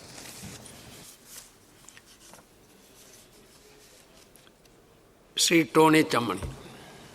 സാർ, കേരളത്തിൻ്റെ വർത്തമാനകാലം നേരിടുന്ന ഏറ്റവും വലിയ വെല്ലുവിളിയാണ് ലഹരിയുടെ വ്യാപനം. അവ തടയുന്നതിന് വേണ്ടി ഗവൺമെൻറ് ആരംഭിച്ചിട്ടുള്ള ഓപ്പറേഷൻ തൂഫാൻ ഈ ദിശയിൽ വലിയ പ്രതീക്ഷ നൽകുന്നതാണ്. പക്ഷേ അപ്പോൾ അതൊരു അടുത്ത ഘട്ടമായി യുവജനങ്ങൾക്കും വിദ്യാർത്ഥികൾക്കും ബോധവൽക്കരണം നൽകുന്നതിന് വേണ്ടി എന്തെങ്കിലും പദ്ധതികൾ ആവിഷ്കരിക്കുന്നുണ്ടോ? മറ്റ് വിവിധ സർക്കാർ വകുപ്പുകളുമായി ചേർന്ന് കർമ്മ പദ്ധതികൾ ആരംഭിക്കുന്നുണ്ടോ? അതിനെ സംബന്ധിച്ച് ഒരു വിശദീകരണം. സർ, ഇത് വളരെ പ്രധാനപ്പെട്ട ചോദ്യമാണ് ശ്രീ ചമ്മണി ഉന്നയിച്ചത്. നമ്മുടെ യുവാക്കളിൽ ഒരു അവബോധം വളർത്തിയെടുക്കേണ്ടത് ആവശ്യമാണ്. സോ അതിനുവേണ്ടി ഞങ്ങൾ ഗവൺമെൻറ് യുവജന വിദ്യാർത്ഥി സംഘടനകളുടെ പ്രതിനിധികളെ വിളിക്കാൻ ഉദ്ദേശിക്കുന്നുണ്ട്. എല്ലാവരെയും സഹകരിപ്പിച്ചുകൊണ്ട്, അതിനകത്തൊന്നും ഒരു രാഷ്ട്രീയവുമില്ല, എല്ലാവരെയും യോജിപ്പിച്ചുകൊണ്ട് സന്നദ്ധ സംഘടനകൾ, സാമൂഹ്യ പ്രസ്ഥാനങ്ങൾ, അതോടൊപ്പം തന്നെ മതസംഘടനകൾ എല്ലാവർക്കും അവരുടേതായ പങ്ക് വഹിക്കാൻ കഴിയും. അവരെല്ലാം യോജിപ്പിച്ചുകൊണ്ട് മുന്നോട്ട് പോവുകയാണ്. സാർ, ഇപ്പം ഞങ്ങൾ ഇത് 3 ഘട്ടമാണ് സാർ. ഒന്ന്, തുഫാൻ ഹണ്ട്. തുഫാനിലൂടെ ആളുകളെ നിയമവിരുദ്ധമായി പ്രവർത്തിക്കുന്ന ആളുകളെ കണ്ടെത്തുക, അറസ്റ്റ് ചെയ്യുക, നിയമത്തിന് മുമ്പിൽ കൊണ്ടുവരിക. 2, തുഫാൻ വാരിയേഴ്സ്. അത് നമ്മുടെ സമൂഹത്തിൽ ഏറ്റവും പ്രധാനപ്പെട്ട എല്ലാവരെയും തുഫാൻ വാരിയേഴ്സ് ആക്കുക. അതിനകത്ത് ഭേദവ്യത്യാസങ്ങളില്ല. 26-ാം തീയതി ആയിരക്കണക്കിന് ആളുകൾ, SPCയിൽപ്പെട്ട കുട്ടികൾ മുഴുവൻ തുഫാൻ വാരിയേഴ്സാണ്. സമൂഹത്തിലെ പ്രധാനപ്പെട്ട ആളുകളെല്ലാം തുഫാൻ വാരിയേഴ്സ് ആക്കുന്നു. അതൊരു സന്ദേശം നൽകും. ഞങ്ങളെല്ലാം ഇതിനെതിരാണ് എന്നുള്ള സന്ദേശം നൽകാൻ വേണ്ടി, മുന്നിൽ നിർത്താൻ വേണ്ടി തുഫാൻ വാരിയേഴ്സ് ഉണ്ടാക്കുന്നു. കേരളത്തിൽ 1 മില്യൺ തുഫാൻ വാളണ്ടിയേഴ്സിനെ ഉണ്ടാക്കുകയാണ് നമ്മുടെ ലക്ഷ്യം. 3-ാമത്തേത് തുഫാൻ കെയർ എന്ന് വെച്ചാൽ ഇവരുടെ റീഹാബിലിറ്റേഷൻ ഉൾപ്പെടെയുള്ള കാര്യങ്ങൾ. അപ്പോൾ യുവജന വിദ്യാർത്ഥി സംഘടനകളുടെ ഒരു പ്രധാനപ്പെട്ട ഘടകമാണ് സർ. അവരെ കൂടി ഉൾപ്പെടുത്തിക്കൊണ്ടുള്ള ഒരു പദ്ധതി തന്നെയാണ് ഇത് എന്ന് ബഹുമാനപ്പെട്ട അംഗം ശ്രീ ടോണി ചമ്മണിയെ ഞാൻ അറിയിക്കുന്നു. ശ്രീ മുഹമ്മദ് ഷിയാസ്. സർ, ഈ ആധുനിക കാലഘട്ടത്തിൽ ഏറ്റവും കൂടുതൽ നമ്മൾ നേരിടുന്ന വെല്ലുവിളിയാണ് ലഹരിയുടെ ഉപയോഗം. പ്രത്യേകിച്ചും കൊച്ചി പോലെയുള്ള ഒരു പ്രദേശത്ത് ലഹരിയുടെ ഹബ്ബാക്കി മാറ്റാൻ വേണ്ടിയിട്ടുള്ള വലിയ ശ്രമങ്ങൾ നടന്നുകൊണ്ടിരിക്കുകയാണ്. അതിനെതിരായി ആഭ്യന്തര വകുപ്പിൻ്റെ കീഴിൽ ആരംഭിച്ചിരിക്കുന്ന ഓപ്പറേഷൻ തൂഫാൻ്റെ പ്രവർത്തനങ്ങളെ പ്രത്യേകിച്ച് അഭിനന്ദിക്കുകയാണ്. സർ, എൻ്റെ ചോദ്യം, നമ്മുടെ വൻകിട ഹോട്ടലുകൾ, പ്രത്യേകിച്ച് 5 സ്റ്റാർ 7 സ്റ്റാർ ഹോട്ടലുകളിലൊക്കെ വലിയ DJ പാർട്ടികൾ നടക്കുന്നുണ്ട്. ആ പാർട്ടികളിലും അതുപോലെ തന്നെ ചില യുവ സിനിമ പ്രവർത്തകർ അവരുടെ നേതൃത്വത്തിൽ നടക്കുന്ന സിനിമാ സെറ്റുകളിലുമൊക്കെ ഈ ലഹരിയുടെ വ്യാപനം ഉണ്ട് എന്നുള്ള വാർത്തകളെല്ലാം വരുന്നുണ്ട്. അപ്പോൾ അവിടെയെല്ലാം ഈ പരാതികൾ പരിശോധിച്ച് നടപടി സ്വീകരിക്കാൻ തയ്യാറാകുമോ എന്നുള്ള ചോദ്യമാണ്. എറണാകുളത്ത് ഒരു ഹോട്ടലിൽ ഒരു സിനിമ നടനെ അന്വേഷിച്ച് തന്ന പോലീസ് നമ്മൾ ഈ 100 മീറ്റർ ഓട്ടത്തിൽ ഒക്കെ ഉത്തേജക മരുന്ന് ഉപയോഗിച്ചിട്ടുണ്ട് എന്ന് നമ്മൾ വാർത്തകളിലൂടെയൊക്കെ കാണുന്നുണ്ട്. അതൊക്കെ ചരിത്രങ്ങളിലൂടെയും നമുക്ക് മനസ്സിലാക്കാൻ കഴിയും. പക്ഷേ അദ്ദേഹത്തെ അന്വേഷിച്ച് പോലീസ് ചെന്നപ്പോൾ ആ സിനിമാ നടൻ ആ ഹോട്ടലിൽ നിന്ന് എടുത്തു ചാടി ഓടിയിട്ട് പിന്നെ നിർത്തിയത് കോയമ്പത്തൂരാണ്. അപ്പോൾ അത്രയധികം ഉത്തേജനം ലഭിക്കുന്ന മരുന്ന് നമ്മുടെ നാട്ടിലുണ്ട്. ഇത്തരത്തിലുള്ള സംഭവങ്ങൾ ഇങ്ങനെ നിരന്തരമായി വന്നുകൊണ്ടിരിക്കുകയാണ്. നിയമത്തിലെ അപാകതകൾ കൂടി ഇതിനകത്തുണ്ട് എന്നുള്ളതാണ് ആഭ്യന്തര വകുപ്പ് മന്ത്രിയുടെ മുമ്പത്തെ മറുപടിയിൽ നമുക്ക് കേൾക്കാൻ കഴിഞ്ഞത്. അപ്പോൾ അതുകൊണ്ട് കുറ്റവാളികളെ കർശനമായ ശിക്ഷ കൊടുക്കാൻ വേണ്ടിയിട്ടുള്ള നിയമപരമായിട്ടുള്ള നടപടികൾ അതുകൂടി അടിയന്തരമായി ഉണ്ടാകുമോ എന്നുള്ളതാണ് ചോദ്യം. ബഹുമാനപ്പെട്ട മന്ത്രി. സർ, മുഹമ്മദ് ഷിയാസിൻ്റെ ഈ ചോദ്യം വളരെ പ്രസക്തമാണ്. നമ്മൾ ഈ പദ്ധതി ആരംഭിക്കുന്നതിന് മുമ്പ് തന്നെ ഒരു വാണിംഗ് എല്ലാവർക്കും കൊടുത്തിരുന്നു. കേരള പോലീസ് സജീവമായി നിരോധിത പുകയില ഉൽപ്പന്നങ്ങളോ മയക്കുമരുന്നുകളോ വിൽക്കുകയോ ഉപയോഗിക്കുകയോ ചെയ്യുന്ന ആളുകൾ അത് ഉപേക്ഷിക്കണം, ശക്തമായ നടപടി ഉണ്ടാകുമെന്ന്. സാർ, അത് കാരവാനാണെങ്കിലും DJ പാർട്ടി ആണെങ്കിലും 5 സ്റ്റാർ ആണെങ്കിലും അത് ശക്തമായ നടപടി ഉണ്ടാകുമെന്ന് ഞാൻ അറിയിക്കാനാണ്. അതിലൊന്നും ഒരു വിട്ടുവീഴ്ചയുമില്ല. ആ സിനിമാ നടനാണോ സാധാരണക്കാരനാണോ എന്നുള്ളതല്ല പ്രശ്നം. നിയമം ലംഘിക്കുന്ന ആരാണെങ്കിലും അവർക്ക് എല്ലാവർക്കും ഒരുപോലെയുള്ള പരിഗണന മാത്രമേ ഉണ്ടാവുകയുള്ളൂ. ഷിയാസ് ചോദിച്ച ചോദ്യം ആ ഹോട്ടലിൽ എനിക്കറിയാം, ആരാണെന്നും എനിക്കറിയാം, അതൊന്നും ഞാനിവിടെ പറയുന്നില്ല. അപ്പം നമുക്ക് സമൂഹത്തിലെ എല്ലാ വിഭാഗം ജനങ്ങളെയും, സർ, തുഫാൻ വാരിയറുടെ ആദ്യത്തെ തുഫാൻ വാരിയർ ആയത് പ്രശസ്ത സിനിമാ നടൻ ശ്രീ മോഹൻലാലാണ്. ഇപ്പം ധാരാളം പ്രമുഖരായ ആളുകൾ, എല്ലാവരുടെയും പേര് പെടാൻ സമയമില്ലാത്തതുകൊണ്ട് ഞാൻ മുന്നോട്ട് വരുന്നുണ്ട്. അപ്പം നമ്മളെല്ലാ മേഖലയിലുള്ള നമ്മളെല്ലാവരും, പ്രതിപക്ഷവും ഭരണകക്ഷിയും എല്ലാവരും ഒരുമിച്ച് ചേർന്ന് മുന്നോട്ട് പോയാൽ മാത്രമേ ഭാവി തലമുറയെ രക്ഷിക്കാൻ നമുക്ക് കഴിയൂ എന്നുള്ള ഒരു ചിന്തയോടെ നമുക്ക് പ്രവർത്തിക്കണം എന്നാണ് എൻ്റെ അഭിപ്രായം. ശ്രീ മുഹമ്മദ് റിയാസ്. സർ, പോത്തങ്കോട് പോലീസ് സ്റ്റേഷനിൽ കഞ്ചാവുമായി പിടിയിലായ പ്രതിക്ക് 24 മണിക്കൂറിനുള്ളിൽ ജാമ്യം കിട്ടി എന്നുള്ള വിവരം അങ്ങ് അറിഞ്ഞിട്ടുണ്ടോ? ഇതുമായി ബന്ധപ്പെട്ട് കോടതി പരാമർശം വന്ന് ശ്രദ്ധയിൽപ്പെട്ടിട്ടുണ്ടോ? ബന്ധപ്പെട്ട ഉദ്യോഗസ്ഥനെതിരെ നടപടി എന്തെങ്കിലും സ്വീകരിച്ചിട്ടുണ്ടോ? എല്ലാവരെയും യോജിപ്പിച്ചുകൊണ്ടതിൽ മുന്നോട്ട് പോകുമെന്ന് പറഞ്ഞാൽ അങ്ങയുടെ പ്രസ്താവനയോട് ഞാൻ അനുഭവം പ്രകടിപ്പിക്കുന്നു, സ്വാഗതം ചെയ്യുന്നു. അപക്വവും രാഷ്ട്രീയ പ്രേരിതവും വിവരം കെട്ടതുമായ പ്രസ്താവനകൾ സഭക്കകത്തും പുറത്തും ഈ വിഷയത്തിൽ കൊണ്ടുവന്നാൽ അതിനെ തള്ളി എല്ലാവരെയും യോജിപ്പിക്കാൻ അങ്ങ് തയ്യാറാകും? മന്ത്രി, പോത്തൻകോട് നടന്ന സംഭവം എനിക്ക് പരിശോധിക്കുന്നത് പെട്ടെന്ന് മറുപടി പറയാൻ കഴിയില്ല. റിയാസ് പറഞ്ഞത് ശരിയാണ്. ഈ സാർ ഇവർ വളരെ ബുദ്ധിപരമായി പ്രവർത്തിക്കുന്നവരാണ്. 1 കിലോ കൂടുതലുണ്ടെങ്കിൽ ശിക്ഷ കൂടുതലാണ്. അപ്പോൾ ഇത് ചെറിയ ചെറിയ പാക്കറ്റുകളാക്കി വിതരണം ചെയ്യുന്നു, ക്വാണ്ടിറ്റി കുറയ്ക്കും. തന്നെയുമല്ല സാർ, നമ്മൾ ഈ പദ്ധതി ജൂലൈ 2-ാം തീയതി മുഖ്യമന്ത്രി ഉദ്ഘാടനം ചെയ്ത ശേഷം ഇവർ വലിയ സമർത്ഥന്മാരാണ്. ഇവരുടെ ഓപ്പറേഷൻ തന്നെ ഇവർ മാറ്റിയിരിക്കുകയാണ്, രീതി മാറ്റിയിരിക്കുകയാണ്. അത് പോലീസ് വളരെ ശക്തമായി രഹസ്യാന്വേഷണ വിഭാഗം കണ്ടെത്തി അതിനനുസരിച്ചുള്ള നടപടിയാണ് ഞാൻ വിശദമാക്കുന്നത് ശരിയല്ലാത്തതുകൊണ്ട് വിശദമാക്കുന്നില്ല. വളരെ ബോധപൂർവമായ ആസൂത്രിതമായ നീക്കമാണ് ഇവരുടെ ഭാഗത്തുനിന്ന് നടക്കുന്നത്. അപ്പോൾ അതിനെ നമ്മൾ വളരെ ഗൗരവത്തോടെ കാണുകയും ശാസ്ത്രീയമായി കണ്ടെത്തുകയും ചെയ്തുകൊണ്ടാണ് നമ്മൾ മുന്നോട്ട് പോകുന്നത്. ഇവിടെ അങ്ങ് സൂചിപ്പിച്ച പോലെ ഈ പോത്തൻകോട്ടെ സംഭവം ഞാൻ അന്വേഷിക്കാൻ എനിക്കറിയില്ല, വിവരങ്ങൾ എൻ്റെ കയ്യിലില്ല. ആരാണെങ്കിലും ശരി, ആര് കുറ്റകൃത്യം ചെയ്താലും അവർക്ക് ഒരേ നടപടി മാത്രമേ ഉള്ളൂ. ഒരു രാഷ്ട്രീയ ഇടപെടലും ഈ കാര്യത്തിൽ ഈ ഗവൺമെൻറ് അനുവദിക്കയില്ല എന്ന് മുഖ്യമന്ത്രി തന്നെ ഈ ഉദ്ഘാടന യോഗത്തിൽ പറഞ്ഞ കാര്യമാണ്. അതുകൊണ്ട് അത്തരത്തിലുള്ള യാതൊരു നടപടിയും ഉണ്ടാവില്ല. പിന്നെ ഈ കാര്യത്തിൽ നമുക്ക് എല്ലാവർക്കും ഒരുമിക്കാവുന്നതാണ്. ഇതിനകത്ത് ഒരു രാഷ്ട്രീയവുമില്ല, ഭരണകക്ഷി പ്രതിപക്ഷമില്ല. കാരണം നമ്മുടെ ഭാവി തലമുറയെ രക്ഷിക്കാനുള്ള ഒരു മഹാദൗത്യമാണ് ഓപ്പറേഷൻ തുഫാൻ എന്ന് ഞാൻ പറയാൻ ആഗ്രഹിക്കുന്നു. കുമാരി ഫാത്തിമ. ഓപ്പറേഷൻ തൂഫാൻ യഥാർത്ഥത്തിൽ കേരളത്തിലുള്ള മുഴുവൻ സ്ത്രീകൾക്കും ഒരു ആശ്വാസമായി മാറി എന്നുള്ളത് വളരെ സന്തോഷപൂർവ്വം തന്നെ ഈ സഭയെ അറിയിക്കാൻ ആഗ്രഹിക്കുകയാണ്. സർ, സ്വാഭാവികമായിട്ട് ഇത്തരത്തിലുള്ള വിഷയങ്ങൾ വരുമ്പം പൊതുവിലെടുക്കാറുള്ള നിലപാട് ബോധവൽക്കരണം എന്നുള്ളതാണ്. സംസ്ഥാന സർക്കാർ പലപ്പോഴും ഈ വിഷയങ്ങളിൽ തങ്ങളുടേതായിട്ടുള്ള ഇടപെടലുകൾ നടത്താൻ മറന്നു പോകുമ്പം ഇത് ഒരു വലിയ ഓപ്പറേഷൻ തൂഫാൻ എന്നുള്ള രൂപത്തിൽ ആളുകളുടെ ഇടയിലേക്ക് തങ്ങളുടെ ദൗത്യം കൂടി ഏറ്റെടുത്ത് മുന്നോട്ട് പോകുന്നതിൽ വളരെയധികം സന്തോഷിക്കുകയും സംസ്ഥാന സർക്കാരിന് ആ വിഷയത്തിൽ അഭിനന്ദിക്കാനും ആഗ്രഹിക്കുകയാണ്.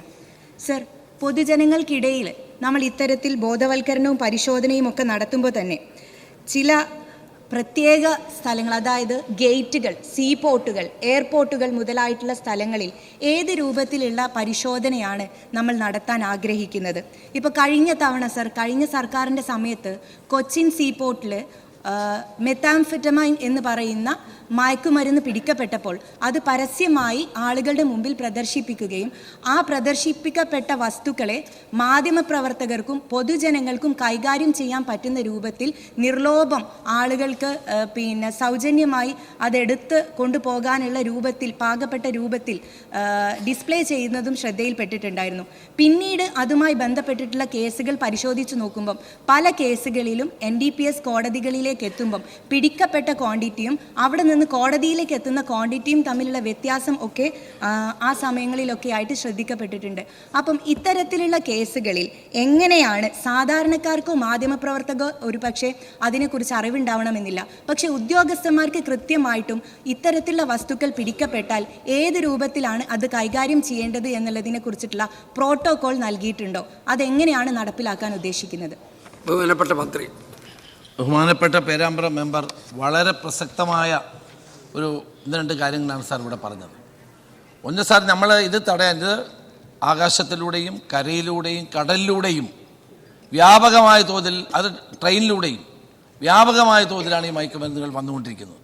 അപ്പോൾ അത് തടയാൻ വേണ്ടിയിട്ടാണ് ഞാൻ തന്നെ മുൻകൈ എടുത്ത് കേന്ദ്ര ഏജൻസികൾ, കേരളത്തിൽ പ്രവർത്തിക്കുന്ന മുഴുവൻ കേന്ദ്ര ഏജൻസികളുടെയും യോഗം വിളിച്ചു കൂട്ടി അവരും കേരള പോലീസും തമ്മിലൊരു കോർഡിനേഷൻ ഉണ്ടാക്കിക്കൊണ്ട് സംയുക്തമായ നിലയിലുള്ള റെയ്ഡുകളും സംയുക്തമായ വിവരങ്ങൾ കൈമാറലും അതോടെ അറസ്റ്റ് ഉൾപ്പെടെയുള്ള കാര്യങ്ങൾക്കും വേണ്ടിയിട്ട് മുന്നോട്ട് പോയിക്കൊണ്ടിരിക്കുന്നത്. സാറിനകത്ത് ഇൻ്റലിജൻസ് സംവിധാനവും കസ്റ്റംസ് തുടങ്ങിയിട്ടുള്ള അത് സെൻട്രൽ ഏജൻസികളെല്ലാം സഹായിക്കുന്നുണ്ട്.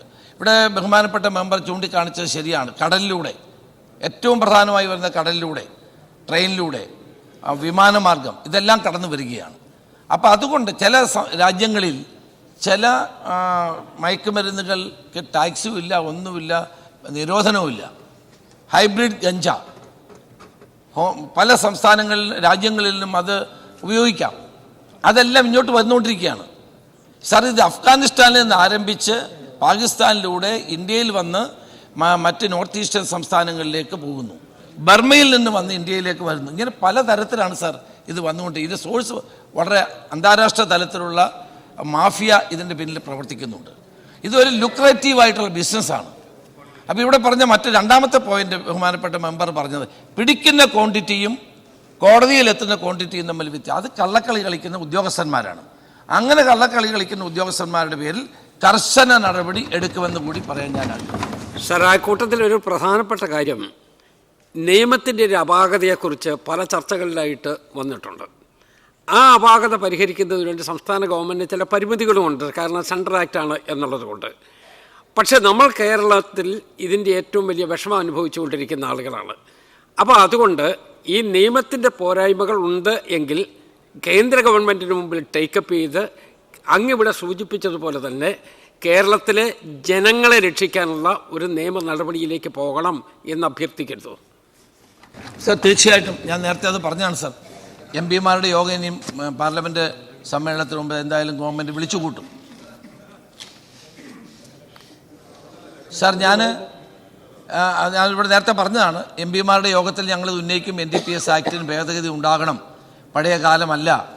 ഇന്ന് വ്യാപകമായി കേരളം മാത്രമല്ല ഇന്ത്യയിലെ എല്ലാ സംസ്ഥാനങ്ങളും, സാർ, ജമ്മു കാശ്മീരിൽ അവിടുത്തെ മുഖ്യമന്ത്രിയും ഗവർണറും ഒരുമിച്ചിറങ്ങിയിട്ടാണ് ഇത്തരത്തിലുള്ള ഒരു ഹണ്ട് നടത്തിയത്. അപ്പോൾ ഇന്ത്യയിലെ പല സംസ്ഥാനങ്ങളും നേരിടുന്ന ഏറ്റവും വലിയ പ്രശ്നം ഭാവി തലമുറയെ രക്ഷിക്കാൻ വേണ്ടിയിട്ടുള്ള പ്രവർത്തനങ്ങളുടെ അനിവാര്യതയിലേക്കാണ് വിരൽ ചൂണ്ടുന്നത്. അങ്ങ് പറഞ്ഞ കാര്യം തീർച്ചയായിട്ടും കേന്ദ്ര ഗവൺമെൻറ് ശ്രദ്ധയപ്പെടുത്തും. എം പിമാരോട് ഞങ്ങൾ ആവശ്യപ്പെടും കേന്ദ്രത്തിൽ സമ്മർദ്ദം ചെലുത്തുക എന്നുള്ളതല്ലാതെ സംസ്ഥാന ഗവൺമെൻറ് കേന്ദ്ര ആക്ടിൽ ഭേദഗതി വരുത്താനോ ഒന്നും ചെയ്യില്ലെന്ന് അങ്ങേക്ക് അറിയാവുന്ന കാര്യമാണ്. ശ്രീ കുറുക്കോളി മൈദീൻ. സർ, സർക്കാർ ആരംഭിച്ച ഓപ്പറേഷൻ തുഫാൻ്റെ കാര്യത്തിൽ ജനങ്ങൾക്കുള്ള സന്തോഷം ചെറുതല്ല. ജനങ്ങൾക്ക് വേണ്ടി താങ്കളെയും സർക്കാരിനെയും അഭിനന്ദിക്കാൻ ഞാൻ ആഗ്രഹിക്കുകയാണ്. പോയ കാലങ്ങളിൽ വിദ്യാലയങ്ങൾ അടച്ചുപൂട്ടുകയും മദ്യശാലകൾ തുറക്കുകയും ചെയ്ത ഒരു കാലഘട്ടമായിരുന്നു. ഉമ്മൻചാണ്ടിയുടെ ഭരണത്തിൻ്റെ അവസാന ഘട്ടത്തിൽ 29 മദ്യഷാപ്പുകൾ ഉണ്ടായിരുന്നത് അതിൻ്റെ 300 ഇരട്ടിയോളം 30 ഇരട്ടിയോളം പെരുകിയ ഒരു സാഹചര്യം കേരളത്തിലുണ്ടായി. മദ്യത്തിൻ്റെ ഉപയോഗം അത്ര കണ്ട് ഇവിടെ വർദ്ധിച്ചു വന്നു എന്നാണ് ഇത് നമ്മളെ ബോധ്യപ്പെടുത്തുന്നത്. അതുകൊണ്ട് ഇതിൻ്റെ അളവ് ചുരുക്കിക്കൊണ്ടുവരാൻ മറ്റെന്ത് ഇടപെടലൊക്കെയാണ് സർക്കാർ നടത്താൻ ആഗ്രഹിക്കുന്നത് എന്നറിയാൻ താല്പര്യമുണ്ട്. ബഹുമാനപ്പെട്ട മന്ത്രി. സർ, ഇത് നമുക്കറിയാമല്ലോ, മദ്യത്തിൻ്റെയും മയക്കുമരുന്നിൻ്റെയും വ്യാപനം കുറച്ചുകൊണ്ടുവരാൻ ഗവൺമെൻറ് പല നടപടികളും സ്വീകരിക്കുന്നുണ്ട്. അത് ഘട്ടം ഘട്ടമായി ഇത് കുറച്ചുകൊണ്ട് വരിക എന്നുള്ളതാണ് UDF ഗവൺമെൻറ് ഏത് കാലത്തും എടുത്തിരിക്കുന്ന സമീപനം. പക്ഷേ ഇതിനകത്ത് വന്നിരിക്കുന്ന പ്രശ്നം ഇപ്പം മദ്യമല്ല സാർ പ്രശ്നം, മയക്കുമരുന്നാണ് പ്രശ്നം. ഇന്ന് കോളേജ് ഹോസ്റ്റലുകളിൽ പ്രധാനപ്പെട്ട സ്ഥലങ്ങളിൽ ഞാൻ ഈ പറയുന്നതിൽ വിഷമമുണ്ട്, പെൺകുട്ടികളടക്കമുള്ളവർ ഇത് ഉപയോഗിക്കുന്നു. പല സ്ഥലത്ത് കുട്ടികൾ ഇപ്പോൾ ചൈൽഡ് വെൽഫെയർ കമ്മിറ്റി ഒരു തീരുമാനമെടുത്തു. അത് വലിയ പ്രശ്നമാണ്. അത് വിദ്യാഭ്യാസ മന്ത്രി ഷംസുദ്ദീനുമായിട്ട് ഞാൻ സംസാരിച്ചുകൊണ്ടിരിക്കുകയാണ്. കുട്ടികളുടെ ബാഗ് അധ്യാപകർക്ക് പരിശോധിക്കാൻ പാടില്ല. അങ്ങനെ ഒരു തീരുമാനമെടുക്കുന്നത് ശരിയാണോ സാർ? ഈ കുട്ടികളുടെ ബാഗുകളിലൊക്കെ നിരോധന പുകയില ഉൽപ്പന്നങ്ങൾ ഇടുകയാണ്. അധ്യാപകർക്ക് ഇത് പരിശോധിക്കാൻ പോലുള്ള അവകാശമില്ല എന്ന് ചൈൽഡ് വെൽഫെയർ കമ്മിറ്റി നിർദ്ദേശം കൊടുത്തിരിക്കുകയാണ് സാർ. അതുകൊണ്ട് ഈ മയക്കുമരുന്നിൻ്റെ വ്യാപനം തടയാൻ വേണ്ടിയിട്ടുള്ള വളരെ ശക്തമായ നടപടി ഉണ്ടാകണം. ഞാൻ നേരത്തെ പറഞ്ഞ പോലെ സാർ, ഇത് വലിയ അവർ വളരെ ബുദ്ധിപരമായിട്ടാണ് ഇത് ചെയ്തുകൊണ്ടിരിക്കുന്നത്. പോലീസിന് പിടിക്കാൻ പോലും കഴിയാത്ത നിലയിൽ ആസൂത്രിതവും ബുദ്ധിപൂർവമായ നിലയിലാണ് ഈ പ്രവർത്തനങ്ങൾ. ഇത് ഇൻ്റർനാഷണൽ മാഫിയാണ്. അവർ കേരളത്തെ വിഴുങ്ങാൻ കാത്തിരിക്കുകയാണ്. അതിനെതിരായിട്ടുള്ള ഒരു ശക്തമായ മുന്നേറ്റം നമുക്ക് എല്ലാവർക്കും ചേർന്ന് നടത്തണം. ചോദ്യം നമ്പർ 34 ശ്രീ ജ്യോതികുമാർ ചായമക്കാല. ബഹുമാനപ്പെട്ട ആഭ്യന്തര വകുപ്പ് മന്ത്രി. സർ, ചോദ്യം നമ്പർ 34A. അഴിമതിക്കാരായ ഉദ്യോഗസ്ഥർ കൈക്കൂലി ആവശ്യപ്പെടുകയോ സ്വീകരിക്കുകയോ ചെയ്യുന്ന പക്ഷം അവർക്കെതിരെ കർശന നടപടികൾ സ്വീകരിക്കുന്നതിനായി എല്ലാ സർക്കാർ ഓഫീസുകളും കേന്ദ്രീകരിച്ച് വിവരദാതാക്കളുടെ ഒരു ശൃംഖല തന്നെ വിജിലൻസ് ഒരുക്കിയിട്ടുണ്ട്. കൂടാതെ അഴിമതിക്കാരായ ഉദ്യോഗസ്ഥരെ തുടർച്ചയായി നിരീക്ഷിക്കുകയും കൈക്കൂലി ആവശ്യപ്പെടുന്നവർക്കെതിരെ പരാതി നൽകാൻ പൊതുജനങ്ങളെ പ്രോത്സാഹിപ്പിക്കുകയും ബോധവൽക്കരണ പരിപാടികൾ സംഘടിപ്പിക്കുകയും ചെയ്യുന്നുണ്ട്. അഴിമതി നടത്തുന്നവരെ കൈയോടെ പിടിക്കുന്നതിനായി ട്രാപ്പ് കേസുകൾ കൂടുതലായി രജിസ്റ്റർ ചെയ്തു വരികയും ആയതിലൂടെ അഴിമതി തടയുന്നതിലേക്ക് കർശന നടപടികൾ സ്വീകരിച്ചു വരുന്നുണ്ട്. അഴിമതി സംബന്ധമായ വിവരങ്ങൾ പൊതുജനങ്ങൾക്ക് യഥാസമയം വിജിലൻസ് ആസ്ഥാനത്ത് അറിയിക്കുന്നതിന് വേണ്ടി 1064 എന്ന ടോൾ ഫ്രീ നമ്പർ ഏർപ്പെടുത്തിയിട്ടുള്ളതാണ്. കൂടാതെ അഴിമതി സംബന്ധമായ വിവരങ്ങൾ 9447789100 എന്ന നമ്പറിലേക്ക് വാട്സാപ്പായി സ്വീകരിക്കുന്ന സംവിധാനവും ഏർപ്പെടുത്തിയിട്ടുണ്ട്. ഇമെയിലായും 8592900900 എന്ന നമ്പറിലും വിജിലൻസ് ആസ്ഥാനത്ത് പരാതി സ്വീകരിച്ചു വരികയാണ്. സാർ മുഴുവൻ മേശപ്പുറത്ത് വെച്ചാൽ മതി. ശ്രീ ജ്യോതികുമാർ ചാമക്കാലം.